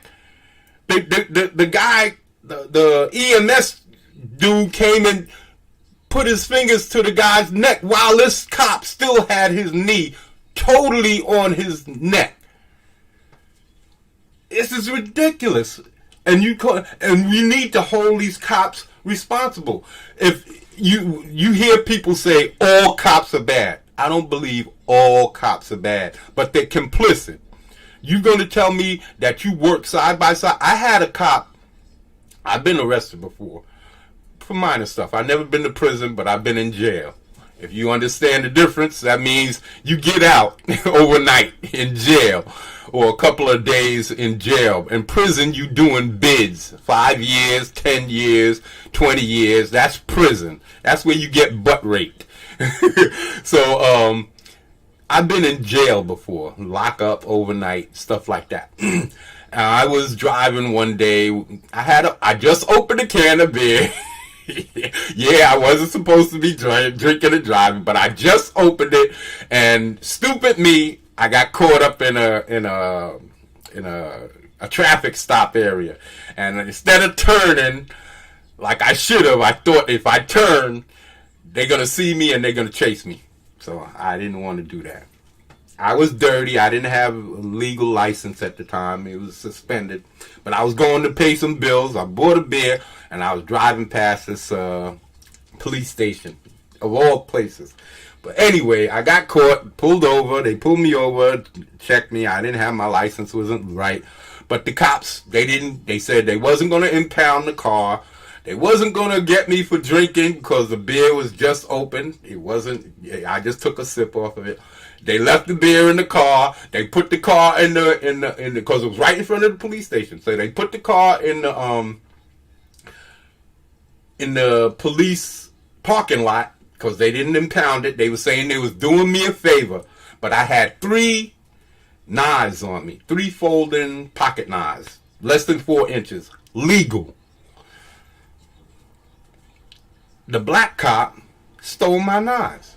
The white cop stood there and watched him. Now, if you're supposed to be a good cop, then you're not supposed to let that happen, right? If you're gonna, I told him, please don't steal my shit. If you're gonna steal, I got others at home. I will give you knives. But why steal my shit? You're supposed to be the police. This is illegal. You're stealing my shit. The black cop, he was the worst one. The white cop was supposed to be the good guy. But the white cop eventually got just as bad as the black cop because I was complaining the whole time. Charge me then. Charge me. I don't want no favors from you. Do your job. Charge me. Y'all stealing my shit. If I do something wrong, you're doing something wrong too. How can you be arresting me and then you turn around and steal from me? This is illegal activity. But we give them their power. It's always going to be them against us because they need each other out on the street. They have to depend on each other out in the street. If you watch Serpico, an old movie, Serpico is based on a real story. I was called Serpico a long time. I was called two fictional characters in my life. Dick Tracy, because at my grandfather's house, one of his friends gave me this little Dick Tracy hat, and he used to always call me Dick Tracy. And Serpico, because I got shot in the face when I was a little kid by my brother with a BB gun. He almost took my eye out. It's about an inch lower from my eye. And I had he told me, hold up this dartboard, and he did a quick draw shot. He was going to shoot at the dartboard, and it caught me. It went just over the dartboard and just below my eye. But it could have been just like that. I could have been either dead or blind in one eye. Because at that close, about 5 foot, with a gas pistol, it could have penetrated my eyeball and my eye socket and gone into my brain. He had 2 guns. I didn't rat him out. My mother, he couldn't get the BB out of my face. Otherwise, we would have just said it was a mistake, accident. I got cut, and that would have been the end of it. But he couldn't get the BB out of my face. He used a magnet, tried to squeeze it out, everything, but he couldn't get it out. I didn't dime him out and say he has 2 guns. My mother took one of them, and he got to keep the other. I was being a good brother. Even though he almost took my eye out. I had to spend a week in the hospital to get that shit cut out of my face. So, anyway, the police, you're supposed to, Serpico, they explain in that movie that police officers have to depend on each other out in the street. They need to be dependent on each other when it comes to firefights and stuff like that. They have to depend on each other. So if you're a cop who don't have the faith of your partners, all they have to do is turn their back on you and let you get caught up in a gunfight, and you're dead. And that's what happened to Serpico. He went pushing into this door. They were drug cops. He went pushing his face into this door. He couldn't get his hand in. His face and his shoulder was in the door, and he couldn't get his hand with his gun in past the door so that he could shoot at these dudes trying to get him out. And another dude from inside the apartment put a gun to his face and blasted him. And he fell back and got jacked up. So it's always going to be the police against the public. It's always going to be that way. No matter how much you love the police and you think that it's always in the police mentality, it's always going to be the police against the public because they're only dealing with the public. When they come up to cars to pull you over for ticketing or come to your house for any type of thing, it's the police versus the public. They don't know how you are going to react. Their only person that they can trust is their partner. So it's always going to be the public versus the police. And y'all don't want to understand that. Black people understand that because we suffer from the bullshit. We understand that the police is nothing but a gang. A state-sanctioned gang. That's what they are. They don't help anybody. Look at the riots. Are they helping to stop anything? That's what I'm saying. They don't stop you from getting robbed. They don't stop you from getting killed. They don't stop you from getting any crime committed against you. They're cleanup people. You know who they protect? The president. Rich people. They don't protect you. They're supposed to serve, but they don't protect you. They're cleanup. They very rarely solve cases. They say they keep cases, rape case. They say they keep the evidence for rape cases piled up in warehouses uninvestigated for years and years and years. So what's the benefit of having police if their purpose is only to subjugate and keep the public subjugated? Because that's what their intent is. You got to remember, there was no police force until after the freedom of the slaves. Then they created a police force. Why? Why? Why would you then create a police force? They talk about, people talk about the remember Black Wall Street and how people rioted back then? Well, there were more than just one Black Wall Street type incidences. There was at least 5 that I could find. And I don't know if I'm going to be able to find that again right now. But BET,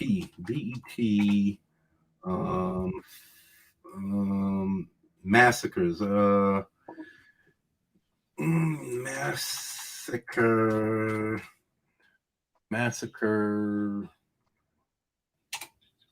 massacres since slavery. BET had something. They had 5 separate incidences where townships were where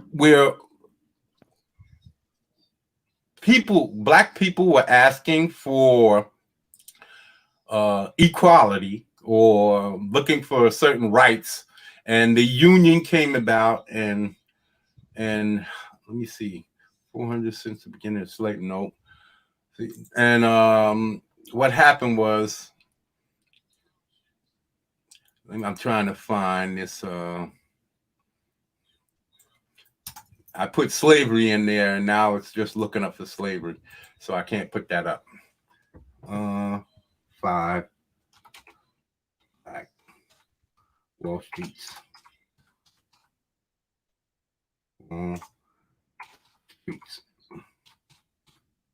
And now I'm not trying to look for anybody to, I'm not trying to look for sympathy for anything, because this is not what I'm just saying people riot. And 5 other, here we go. Let me pull this up. Here we go. Now, I hear people talk about rioting and all of this nonsense. But here we go. Not just Tulsa, 5 other race massacres that devastated Black America, right? Now you got Colfax, and this is just after slavery. Slavery was abolished in 1869. 1869, and just 4 years later. Now, think of it. If you have people, and trust me, I'm not trying to talk bad about any race of people. I'm just trying to show something. I'm trying to prove a point. Now, back in the days, at this time, you have to understand that Black people was doing most of the work, right? So once you get freedom, white people aren't really used to doing that type of labor, right? So who's going to be most productive as far as building something for themselves, because they just came out of working hard every day, every day. So now for themselves, they won't have no problem with keeping up this routine of working. So they become sharecroppers, and which was a setup. Sharecropping is just another way to keep you, and that's what enslaved, and that's what we are right now. We're just glorified sharecroppers.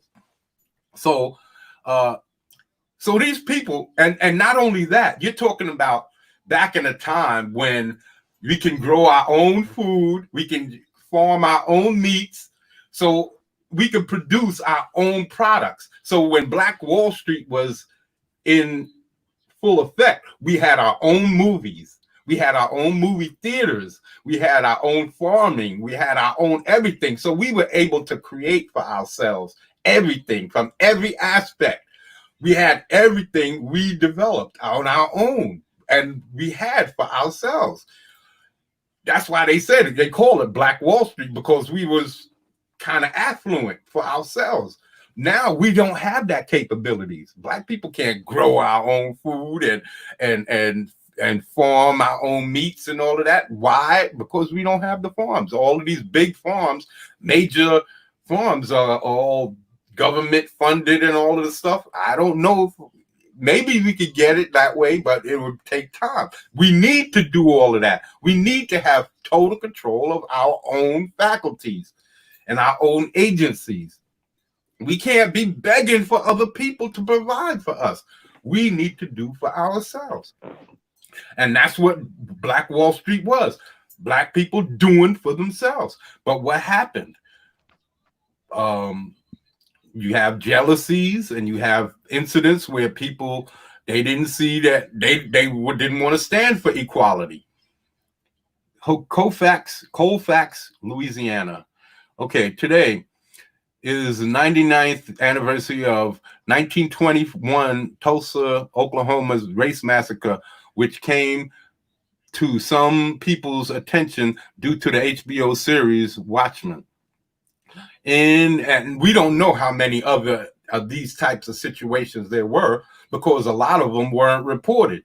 These are 5 incidences, and in all 5 incidences, there were no people punished for hundreds of deaths, probably thousands, because again, underreported, the statistics underreported, all of these things. We don't know how true any of this stuff is. There could have possibly been thousands of deaths, but we don't know that. So teenage, let me see, in May of 1921, a 17-year-old white girl accused a black teenager of assault in downtown Tulsa, and white terrorism ensued. Now, they're saying this. I didn't say it. They said this. This is BET, so don't say me. I just saw it. I didn't read it. I just read the, I just wanted to see how many different, because I heard this happened a lot of times. It wasn't just Tulsa or Redwood. It was happened many times, and I just found the 5.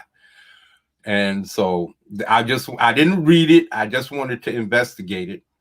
But anyway, a lot of these incidences were just because, this one was because a white girl accused a black teenager or a black man of assault, sexual or whatever, and people got mad. But others had to do with asking for equality, and the unions were either being put in place to create equality, and the white groups didn't like it and they attacked because they wouldn't stand for any type of equality on any level. That's what the report says. Let me see if I can find it. Wilmington, North Carolina was a thriving area with a minority black population. There was also several black elected public officials. See, I didn't know we had all of that back then. I'm not no big activist or anything like that. Forcing whites to share power, and that's what they couldn't stand. Of course, and they were allowed to riot. You see, just for trying to get. Just for people who was affluent, they was doing for themselves. Nobody was asking for anything from white people. The threat of Negro rule. Now, Negro, that's another topic I'm going to have to get into, because that whole Oriental thing, I was also looking up the word Oriental and why Asians don't want to be called Oriental. I can't understand. They say that it's based in racist terminology, but so is Negro. It's basically that's why they don't use it no more, and it's African American. I'm not an African American. I'm a black man. I'm I'm sorry. I was born in America. I'm not planning on going back to Africa. My parents were from the West Indies. I understand that my heritage, sometime in my past came from Africa, but I'm not an African American. I was born in America. I'm an American black man. So, and for any picky people, I'm an American light-skinned black man. So, so the Negro thing, I don't have a problem with Negro. I don't. Yeah. And that's why I don't understand Oriental. And the reason why is back then, when Oriental was being used, it helped to separate Asian, say Chinese, Japanese, Philippines, Korean, all of those types of Asians from the Indian Asians. So when people said Oriental, everybody already understood. We are talking about the slant-eyed, is it yellow skinned? Because they call themselves people of color, right? So what color are they proclaiming? It's damn sure ain't brown. So these are things that I'm absolutely puzzled against. I'm not trying to be flippant. I'm not trying to be funny. I'm just don't have a clue what you're talking about. If you're people of color, what color are you claiming? Because if I call you yellow and people start getting in my ass because I'm using some kind of racial terminology, you know what I'm saying? So I don't know what color they're claiming. So, and then Oriental, like I said, this is a term that we all understood. We've not included, because we understood Asian back then, it included everything, all of that continent from from about where India starts all the way over towards the ocean, and that means up in Russia and all of that. Yeah. Oh, I was gonna say, by the way, don't you think that ginger people with red hair should be considered people of color because they have bright red, shiny hair that stands out? I guess you could call, but that's hair. That's hair. That's not skin tone. And if you want to talk about skin tone, aren't they known as red or ginger? That is supposed to be red. Has to do with red. I think it's just for the hair, though. Yeah, but it's also the skin and the freckles too, right? The skin and the freckles. So wouldn't that all have to do with that red type of tone that comes with that pale pink skin and the freckles and the red hair? Yeah. And that's a color. A redskin, you can't call them redskins. Oh, right. No. You see, that's what I was trying to get you to say. I was leading you to the water, but I couldn't get you to drink. So, I understand what you're saying, but I guess there's an argument for it, but I don't know where to go. I don't know where to go with it. So, but yeah, so that's just for that Oriental thing. I'll talk about that in another stream or a video or something like that. But as far as this, I just want to go over this and say how and show how rioting happens, man.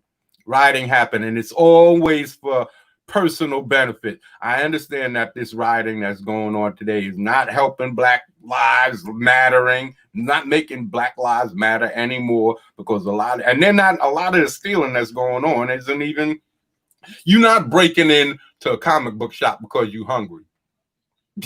You know what I mean? You're not starving, you're not looking for shelter, you're not looking for clothing, so then you're just stealing to steal. So I don't get it. It's not necessary, and you're only hurting yourselves because you're damaging your own neighborhoods, and they're also putting Black people out of business. They're breaking into Black stores too. So it's stupid. It doesn't make any sense to me. So Black lives can't matter if you're damaging black lives. It's ridiculous. It's an oxymoron. So anyway, this I'm just trying to find the one where they say because all of these are basically about how white people went off and started killing, massacring people. 300 black people killed, and they're not even sure of that number by this act of domestic terrorism. Now let's see what the reasoning was, and then I'll move on. Reported erroneously that white womanhood was threatened by a black man. So again, a black man threatened a white woman's safety in some way, either by talking to her or they claim that he gestured in a sexual manner or whatever, what have you. And that was enough to murder 300 people. And this is now 1898. 1906. Like many race massacres, the violence in Atlanta at the turn of the century began with a white woman accused of black man of rape. So again, the same situation: an assault, a black man assault on a white woman. The Encyclopedia of Arkansas calls the Elaine massacre by far the deadliest racial confrontation in Arkansas's history, and possibly the bloodiest racial conflict in the history of the United States. Blacks outnumbered whites 10-1 and were demanding economic justice, as many of them were forced into sharecropping. Sharecropping is just another form of slavery. Couldn't get them to work on their plantations, and they needed to work, so they come up with sharecropping, where you still had to work their fields, but for some menial pay. So it wasn't good. It wasn't good. And some kind of stipulations where you had to keep working a certain amount of time and all of this other. It's basically locking you into a contract where you had to keep working in order to keep living, because they didn't have no places. They freed them, but they didn't have no place to go. So in order to pay for your living, you had to keep working. So have some place to live. So it was a catch-22. You win, you lose both sides. No matter what you do, you lose. So anyway, September in 1919, which is not that far ago, people. You're talking about 100 years. Just 100 years ago. That's within some people's lifetime. Yeah. Some people could still be alive from this incident. So September 1919, there was a union meeting amongst black workers, and whites showed up to riot. As a result, one white man was shot and killed. Whites convinced themselves that there was a threat of a black insurrection, and as usual, reacted with violence. See, so what I'm saying here is that it's okay. Nobody's complaining. Nobody brings up these types of riots. Like, black folks are the only people that riot. And I understand recently times, but after what? Black folks getting murdered by cops who have no right to be murdering anyone. Not murder. They're supposed to be protecting and serving. And then they get off. They get off, and then they get off, and then they get off, and then there's a riot. And of course, what are we going to do? People have been, it's not, I understand the rioting, because look at it. It's been going on ever since slavery stopped. It's been going on. And there are hundreds and hundreds of people, and possibly thousands, who have died, and not one person ever was punished for it. Not one. But now, black people are getting killed at the hands of the government, basically. And there's nothing that we can do. What are we supposed to do? So I don't agree with the rioting. I really don't. But I understand why it's happening. Eventually, when do we get sick of it? When are we allowed to be sick of it and say it's enough? I don't believe that this is the way. I believe that we should withhold our money. I believe that we should withhold our money. And if all of these so-called social justice warriors who want to jump into our crab barrel with us and to fight the good fight, then do it the right way. Save your money. Buy some freezers. Stock up on your food. And then on every January, or if the ill comes back next year, then wait for it to come. And then right when you're starting to get back on solid terms, then we go out on strike. Everybody, tell them we won't work for your money. We won't work. We want our freedom. That's what this is all. This is power. You don't have to. All of the rioting never got anybody anything. Even when the white people rioted, did they get what they wanted? No. Look at what happened. It took 100 years, but eventually we got kind of blended into society, right? So it didn't stop society from becoming merged, but the racism still is ingrained. If you want to get rid of it, you have to get rid of the money. That's what's driving it. Without money, nobody's taking sides. There's still going to be racism. There's still going to be, but how can any racist say that black people are taken from them when there's nothing to take? Yeah. Because that's mostly the arguments I hear from that side. But now you got the left side, that's just as bad as the far right. The left side is just as bad as the far right, because how can the far left espouse all of this hate? They hate men. They hate the patriarchy. They're not espousing equality. They're not talking about being equal and they're showing subjugation of men. Just like in this story with this Star Girl. She comes in, she invades this man's home because he's marrying, he's trying to marry her mother. She hates him from the time he's introduced to him. She hates the man. But as soon as they move in together, she finds it necessary to go digging through his personal property. How could you like somebody who's invading somebody's property who she claims she don't like? Then she takes the staff, goes out and starts attacking boys who's acting like boys. They're acting a little wild and acting out, but that's all they're doing. They're just acting like boys. And she attacks them, destroys their car. When they didn't do any of that, they was jumping on somebody's car and making it hard. They was in a drive-in movie theater, which needs to come back, because probably gonna come back, because they're not gonna be open these movie theaters with all of this ill stuff and 6 feet of separation. Movie theaters is closing, baby. So next thing is to bring back drive-ins.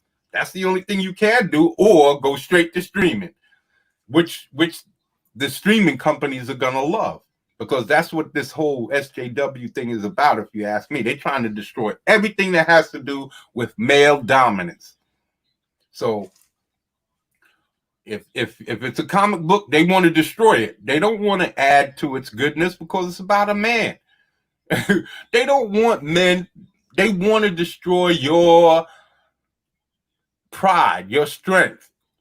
They want to make you into a nerd, geek, cuck, moist boy, soggy, drenched, doused, damp. You name it. That's what they're trying to turn you into. They can't have power without you being weak. That's why they argue the way they do. That's why they spout the bullshit that they spout. And now you're going to start hearing about the moist Reich. That's the next thing I'm going to bring up. The moist Reich is the rise of Antifa. That's what it is. The moist Reich and the SS. The SS, the socially sadistic, the socially soggy, and the super soggy. That's what these people are. The moist Reich and the super soggy, the SS. They're all part of the Moistapo. It's the Moistapo. It's the Moistapo. And if we keep letting this happen, the next thing you're gonna have is those loud horns on the top of street poles, and at 12 o'clock in the afternoon and at 6 o'clock at night, you're gonna hear SJWs coming across telling you how to live your life. That's what they're doing now. They're doing it in the movies. You got Disney telling you how to live. You got these shows showing black men as soft as hell, moist ass individuals, white men in this show.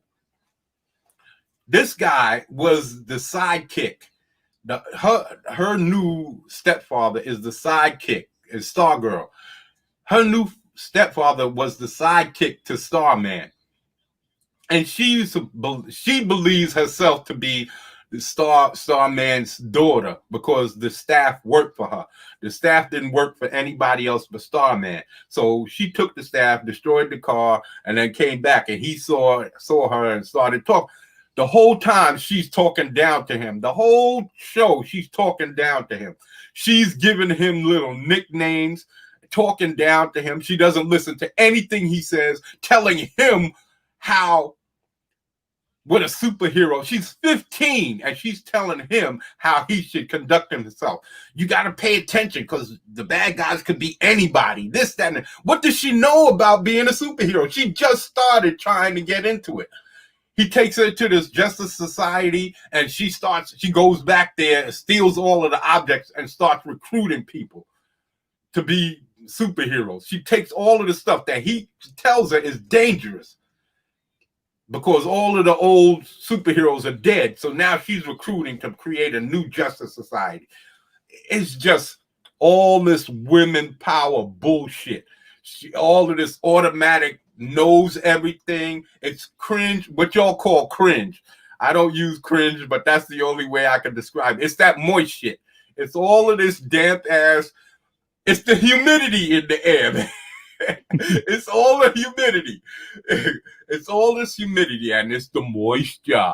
The moisture. It's all this humidity in the air, man. All this moisture in the air, and it's getting around, and they're trying to make you moist. They're trying to get you wet as fuck. They're trying to douse you. I'm telling you. They're putting Yeah, go ahead. They're putting condensation on your TV screen. Yeah. All this condensation, man.